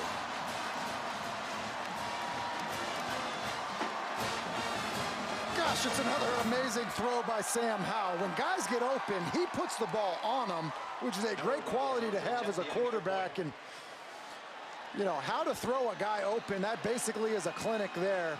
Essentially, Green was being doubled, splits the double by just running right through it. And Sam Howell with an absolutely perfect throw. And Ruggles perfect on the point after. 31-24. You see Green on the right side of your screen. He's going to run the post, splits the double, and then Sam Howell leads him across the field. Freshman quarterback for North Carolina. So look at some of these names. You're in some serious company right there with those guys, and obviously plenty of season left for Sam Howell. And I mean, they're fun to watch on offense. They get big plays. Phil Longo, who you just saw talking to Sam Howell, did a good job of dialing it up. And, you know, the true freshman quarterback, when they are there, when guys are open, he does a great job of delivering. And Phil says, I just love his work ethic. Nobody gets here earlier. No one outworks him. And now Bryce Perkins looking to lead Virginia back into the end zone. 4:57 to go here in the third. Let's toss it down to Katie. Offensive coordinator Phil Longo and Sam Howell have many conversations here on this sideline.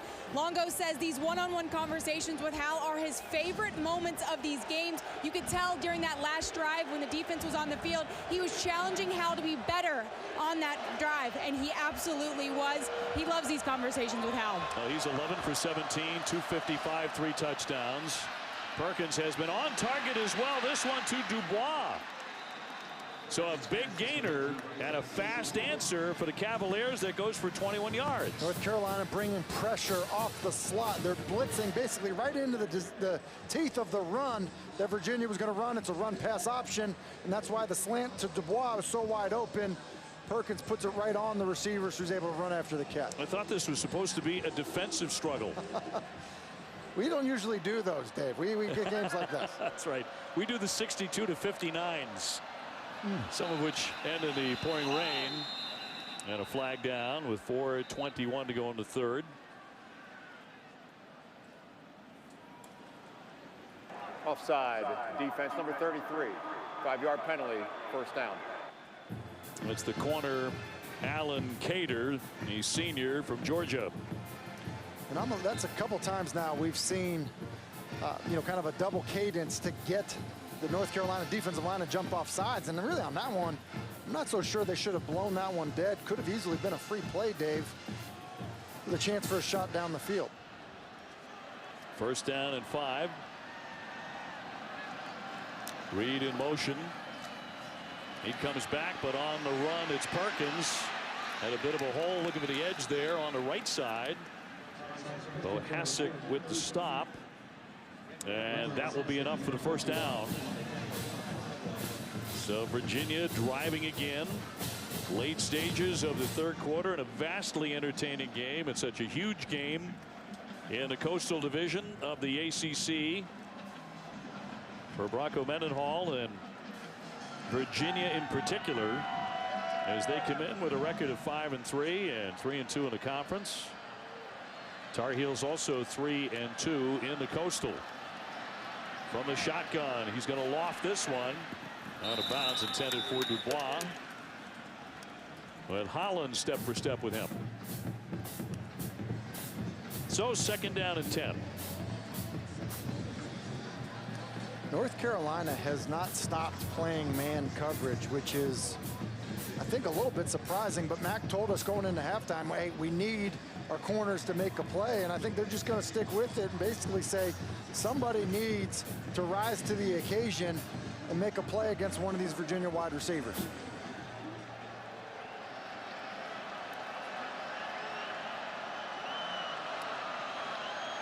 Second and 10 for Perkins. He'll fire it and complete to Cowley. Cowley trying to stay up, and down he goes as he got down around the 5-yard line, taken down by Ford and Dorn, but that goes for 39. Yeah, and Kimmel, 44, the middle linebacker, just busts the coverage here. Basically, somebody's got to carry Cowley down the field. And with that run action, Gimmel looking like he's going to come up in run support, just lets the tight end run right past him. So it'll bring a 1st and goal from the 6-yard line. Virginia knocking on the door again. These were two very stout defenses coming in, but this has turned into a first-rate offensive scuffle. Perkins with time to throw. Throws short. Caught. Touchdown. Grant Mish. Mish, the tight end, into the end zone from 6 yards. And the Cavaliers keep on scoring.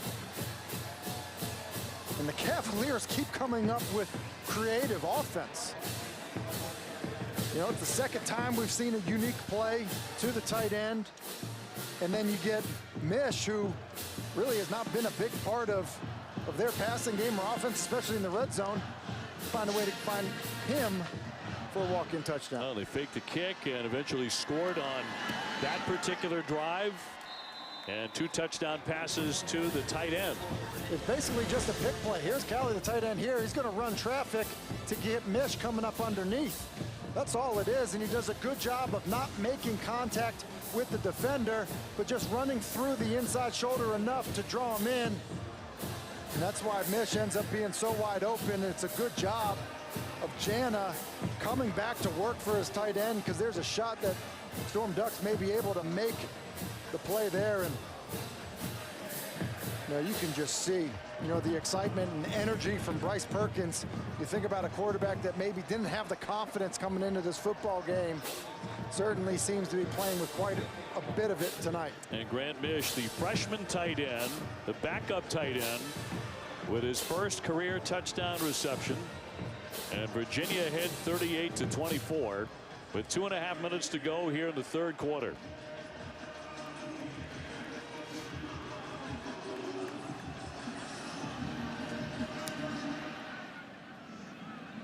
So Carter back. We'll watch that float through the end zone.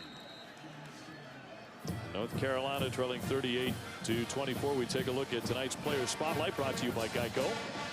And it's been Bryce Perkins. I mean, for a guy that was struggling a little bit coming into this game, to be up over 300 yards passing, would not surprise me to see him up over 100 yards rushing tonight. He's been outstanding, and it's been the responses, Dave. You know, a lot of their big plays coming after, you know, a big play. You think about the 3rd and 11 throw to Jana, you know, on that previous drive. And, you know, I think to respond when the other offense is coming up with big plays has really been a defining thing for this UVA offense. Nice carry here by Javante Williams before Mack stopped him. That's a gain of 8. Now North Carolina bounced right back after the previous touchdown, led by Sam Howell. They'll hand off again for Javante Williams. Zandier up to say hello with the stop to bring up 3rd down here for the Tar Heels. A lot of scoring here against 2 outstanding defenses. One thing about Sam Howell, his expression never seems to change, does it? I mean, Phil Longo said he stays calm. He said, actually, no, he doesn't stay calm. He just is calm. It's not typical for a young quarterback. Williams off to the right, tripped up. Stopped by Blount, but picks it up on a 4-yard gain. So they will move the sticks. 1:25 here in the third. Williams getting a lot of duty here, and that opens up big time. And a great carry by Williams, who's the workhorse now. And it's a great job of the tight end just coming across, getting a low block on Jordan Mack, and then Williams. You know, it's why they feel like he's, one of their best players. Just so instinctive. Does a good job of getting up through the hole, and now they're just rolling their running backs through. Can also catch a pass. A little hobbled as he came off there. So Michael Carter in at the running back. Less than a minute to go in the third. Howe back to throw. Throwing long, throwing deep, and that one caught for a touchdown by Brown. 42 yards, and he's into the end zone.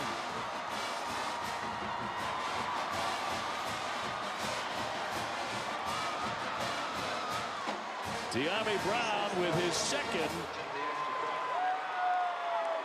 long catch into the end zone. That one from 42 yards.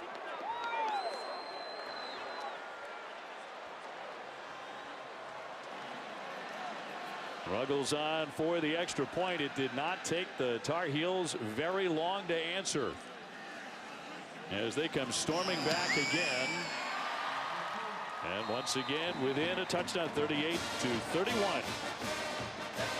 And this is big-time quarterback play. Sam Howell is going to start to his right. He gets good pass protection, but just look at his eye placement. He's working over here to the right. He doesn't like it because the safety is playing over the top.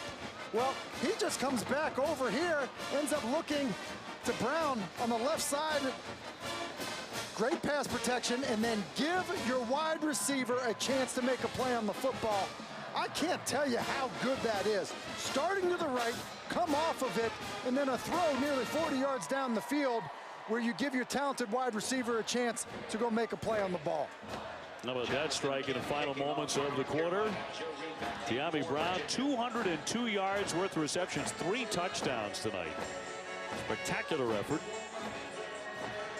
And the Tar Heels right back. Look at these numbers. Just incredible. And a giant game in the ACC tonight. The 7th North Carolina player with 200 yards worth of receptions in a single game.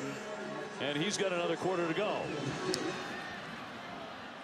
And his quarterback, Howell, now 297 yards, 4 touchdowns. Here's Reed trying to break free, the spin, but for him a very short return because he averages about 38 yards per kickoff return. So 38-31.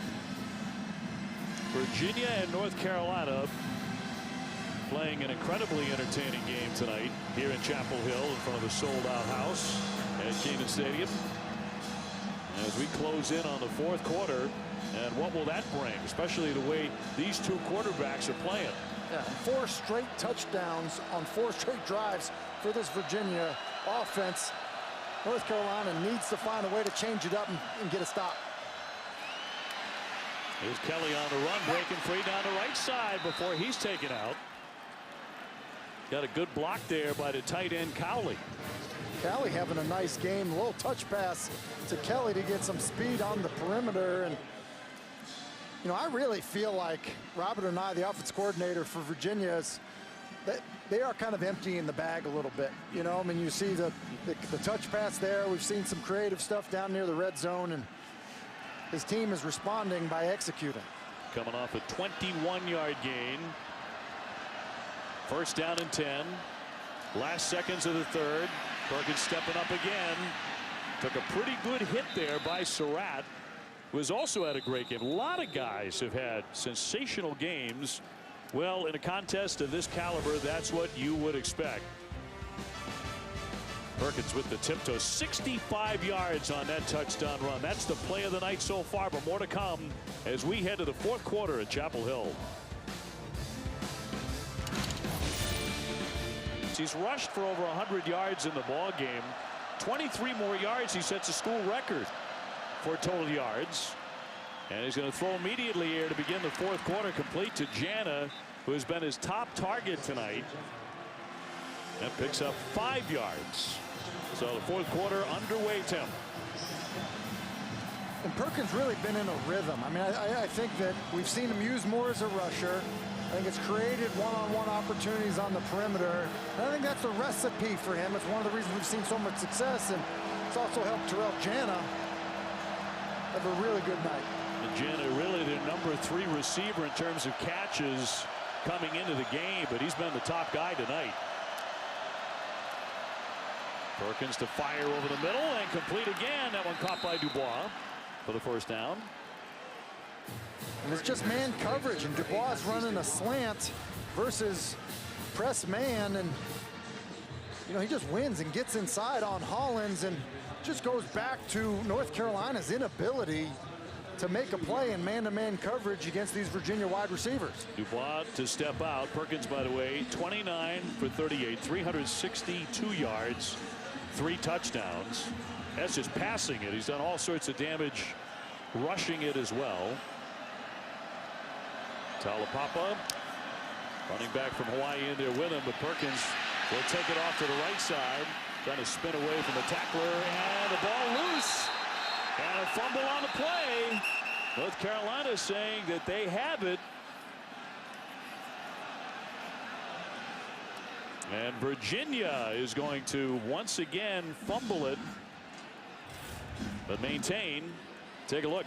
It's great effort. You see Surratt making the play there, but it's Crawford, number 92, who comes into the screen there. That's the nose tackle, just with great hustle out to the perimeter to get the ball out. And I don't know, with all that Carolina blue, Dave, I don't know how he ends up getting that football back. Boy, bouncing right for the Cavaliers. Again, it's happened a couple of times tonight. They've recovered their own fumble. 2nd down and 8. Reed in motion. Perkins to the sideline, nowhere to go as he goes out of bounds. Chased by Cater.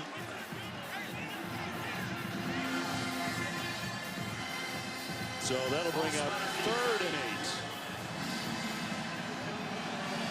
North Carolina has been able to come right back and close the gap a couple of times tonight for the big crowd. They are used to the close games, aren't they? Again, for North Carolina, 7 of their 8 games have been decided by 6 points or less. None slimmer than the 21-20 loss to then #1 Clemson in late September. And it's getting loud.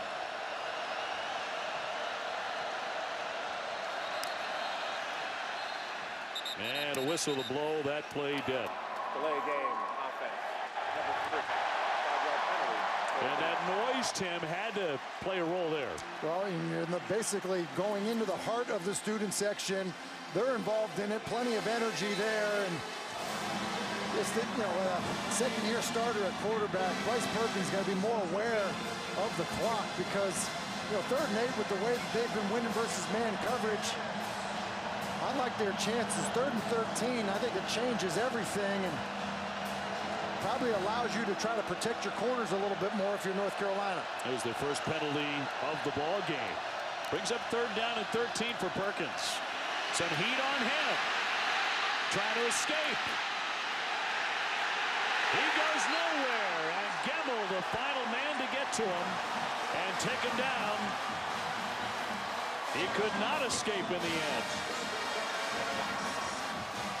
And that's a little bit what I mean. It's just a 4-man rush.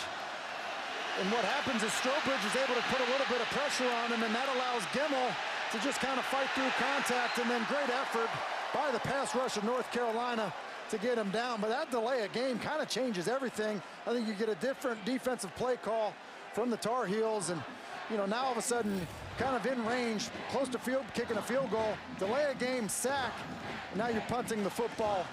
Brutal ending of that drive.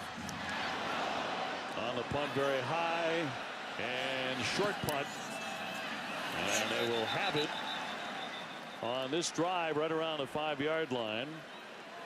After the punt, ball is in. Well, the 4th has been the money quarter for North Carolina, outscoring opponents, Tim, by 41 points.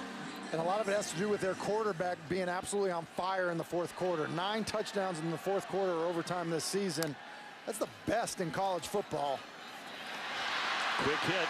This one out to Green, who's had a great catch tonight. This one a gain of 10, so they'll move the sticks.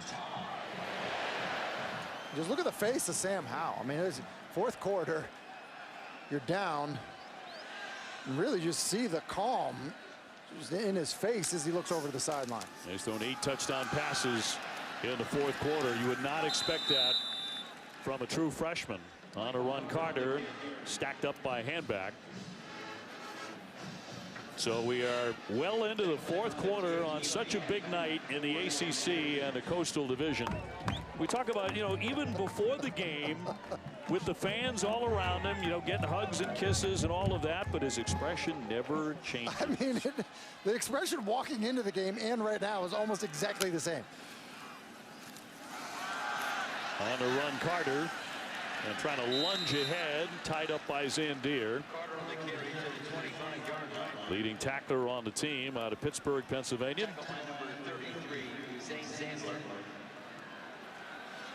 Third down and 3. What do you look for here? Well, I think you look for a run pass option. It's a big part of what they do offensively. If they're going to play coverage, you hand the football off.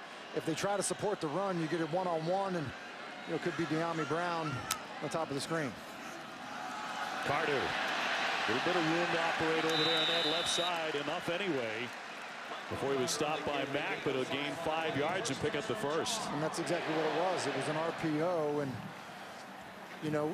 Virginia didn't come up in run support, which is why they're able to convert the third down, just running the football on 3rd and 3. Michael Carter can get the job done. He went for 99 in that loss to Clemson against an outstanding defensive front. Howell wants to throw. Here's that one out and incomplete off the hands of Newsome. 2nd down and 10.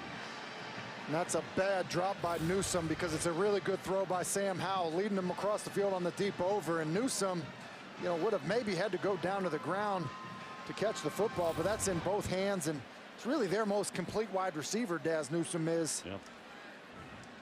Unfortunate drop for the Tar Heel offense. Usually very reliable. Javante Williams back into the running back. He'll take the handoff. Finds a hole. And finally knocked off his feet.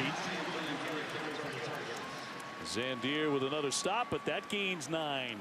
And Joey Blunt is in the hole, is able to make a, in place to make a tackle for maybe no gain.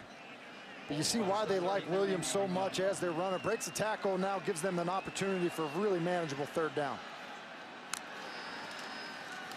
3rd and 1. They'll pick up the first and then some on the carry by Williams. Give him 9 yards on that run. And Charlie Heck, the left tackle, does an amazing job. Watch the left tackle just wash everything down. It's a couple good blocks by him tonight, and on a 3rd and 1, that's a lot of movement on Alonzo to create a big hole for Williams. Yep, Charlie Heck, 6'8", about 315 pounds. He can move some bodies. Carter on the run. Big hole up the middle. And a 1st down. Well, Carter all of a sudden is becoming the go-to back here for North Carolina in the late stages. And it's Charlie Heck again. He gets movement, and then he's able to seal off Blunt at the 2nd level. He's just so big, those long arms, allowed to shield the defender and getting great movement. I think it's a smart from North Carolina. You got Charlie Heck, a really talented left tackle, just running the football right behind him. And has been the story all season long, this North Carolina offense in the 4th quarter. And there have been some terrific games in college football. How about Notre Dame with that win against Virginia Tech? This has been a dandy too. And Tim, the night of the big strike. I mean, the explosive plays. We knew North Carolina was great at it, leading the ACC coming into this game, and Virginia getting on track with some of those chunk plays. So North Carolina on the drive, 1st and 10 for Howell. He pumps, and they're going to get to him, and they're going to take him down. Eli Handback with the sack to bring down Howell. Under 7.5 minutes left. There is a flag on the play. It's a really nice job of Cross just blowing up the screen. They're trying to get the wide receiver screen to Daz Newsome, and Cross just fires his gun basically, sees it and goes and attacks it. We'll see what this flag is all about. 7:26 showing. There is no holding on the play. Second down. Well, this defense for Virginia has been terrific. They came into the game with 67 tackles for a loss. That leads the ACC, and they have really been a sack machine. And they get to Howell on a big play to bring up 2nd down and 15. That's a sack. That's a sack caused by the secondary making a play on a screen. And you get in these known passing situations, it's where they like to bring blitzes. 10th play of the drive is going to look to throw. Oh, terrific catch there. And the grab made by Corrales. Nearly broken up, but he hauls it in over Javante Cross. But there are flags. So flags on this one. Virginia on top 38-31, 4th quarter. Ineligible player downfield. Offense number 74. 5-yard penalty. 2nd down. So North Carolina going in the wrong direction here. Down by 7. Yeah, and there's kind of a lot going on there. You got a right tackle down the field, and I'm not really sure, you know why he's doing it. I mean, it's so much of what they do. It's their run-pass game, but right tackle's down the field, and then, I think Sam Howell's fortunate that this one wasn't that throw wasn't undercut and picked off. So 2nd down and 20. Throwing again, he rifles it, and that one caught. Complete to Newsome.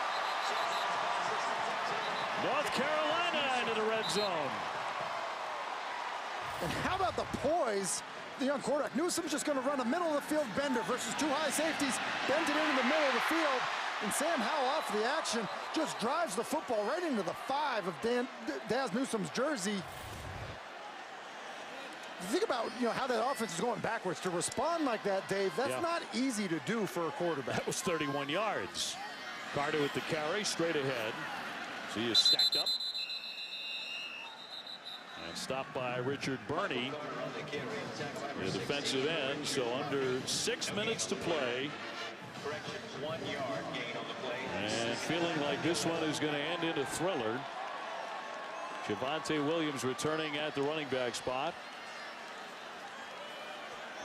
Jordan Mack getting taped up. Remember, he missed the first half because of targeting last weekend. He's one of their top defenders on the carry. Williams to the right side. That sets up 3rd down as he is stopped by Snowden. Snowden and Nick Jackson. Nick Jackson, the true freshman linebacker who's in for Jordan Mack.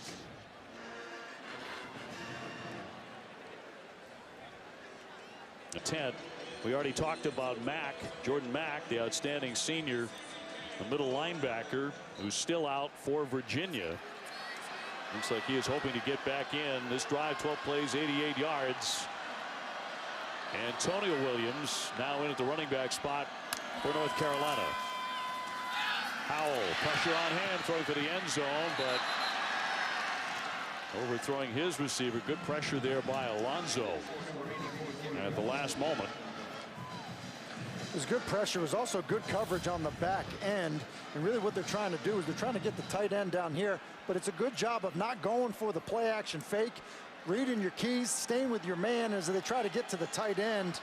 It's a really nice job of Chris Moore, the safety who's in the game there.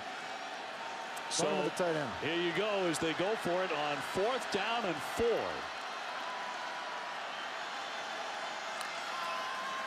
Howell, time to throw, and incomplete. Incomplete, no flags. He wanted Bo Corrales, but no. And so Virginia slams the door there on 4th down. Yeah, and I think Corrales is late getting off the snap, and then he's late to get his hands up on the football. As you see Jalen Baker, number 39, who's in the game at corner. I mean, ball's right there.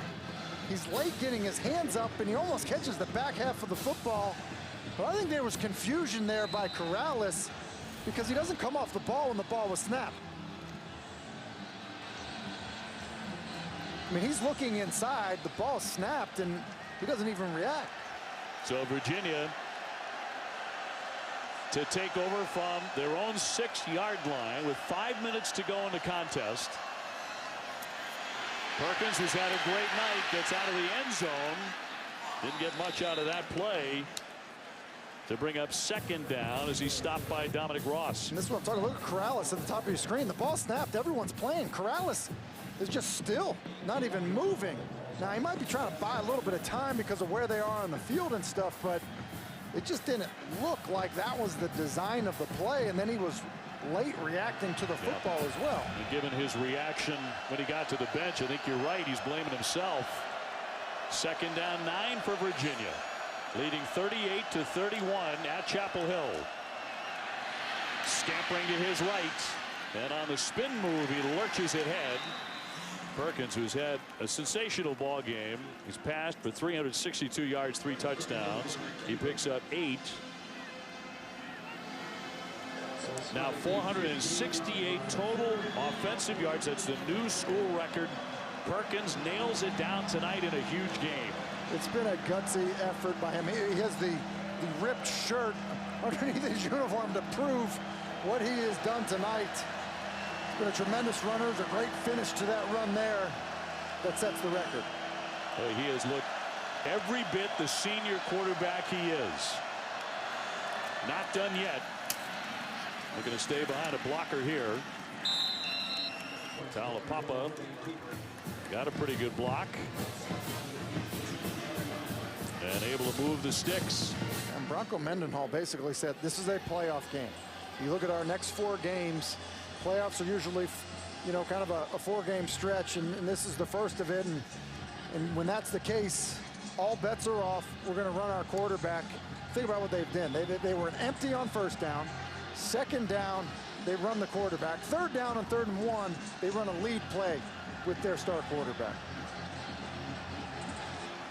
Now Perkins has had, when you think about it, a pretty amazing career as a guy who broke his neck 4 years ago. Arizona State getting free as Jana up that sideline, and he has been another big part of the narrative tonight, Tim. But the evening he has had as a wideout. Yeah, and it'll help when you bring a corner pressure. If the guy coming over the top will actually get there, and so Miles Woolfolk doesn't get there as they are bringing Hollins off of the corner, and it's a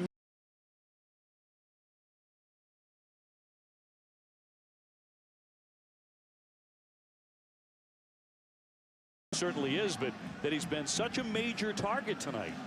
I think it's caught North Carolina off guard. Well, 2 other receivers on this Virginia offense with more catches than him coming into this football game, and I would understand that. Yep, the game plan has worked out. Although nowhere to hide this time for the quarterback, taken down by Alan Cater. Quarterback sacked by number 33. North Carolina just took a timeout, so they have 2 remaining. 2:17 to go, bring up second down and 14. 378 yards passing, 1 shy of tying his career high. And oh, by the way, he's rushed 23 times, 105 yards. It's been sensational. And I think that's the key. I'm putting the game in his hands. If I'm Robert Anae, who's calling plays for Virginia, I'm probably running him twice, to be honest with you. Second down 14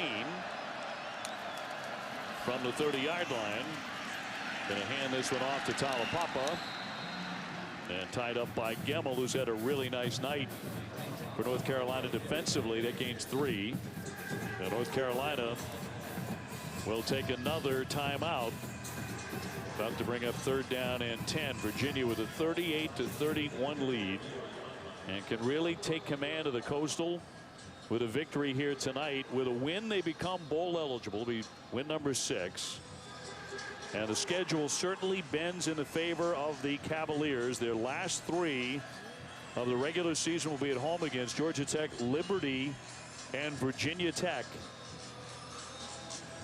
And that is why Bronco Mendenhall was talking about this being a playoff game for his program, and they have performed that way.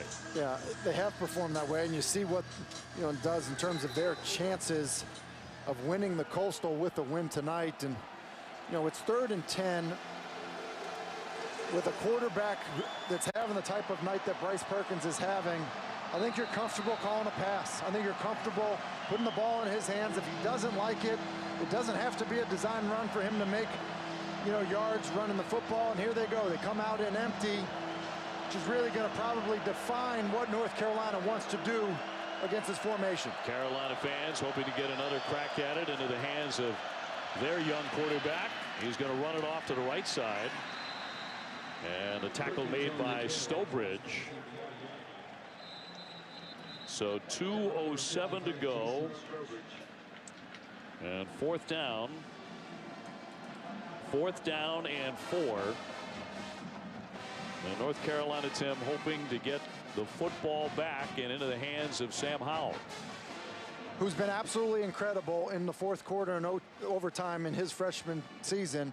And I think it was interesting to see what Bronco Mendenhall did there. He basically said, we're going to put it in the hands of our defense. They've been the strength of our football team all season long, and even though they've struggled, especially to defend big plays, you're going to have to basically come up with a stop against a true freshman quarterback.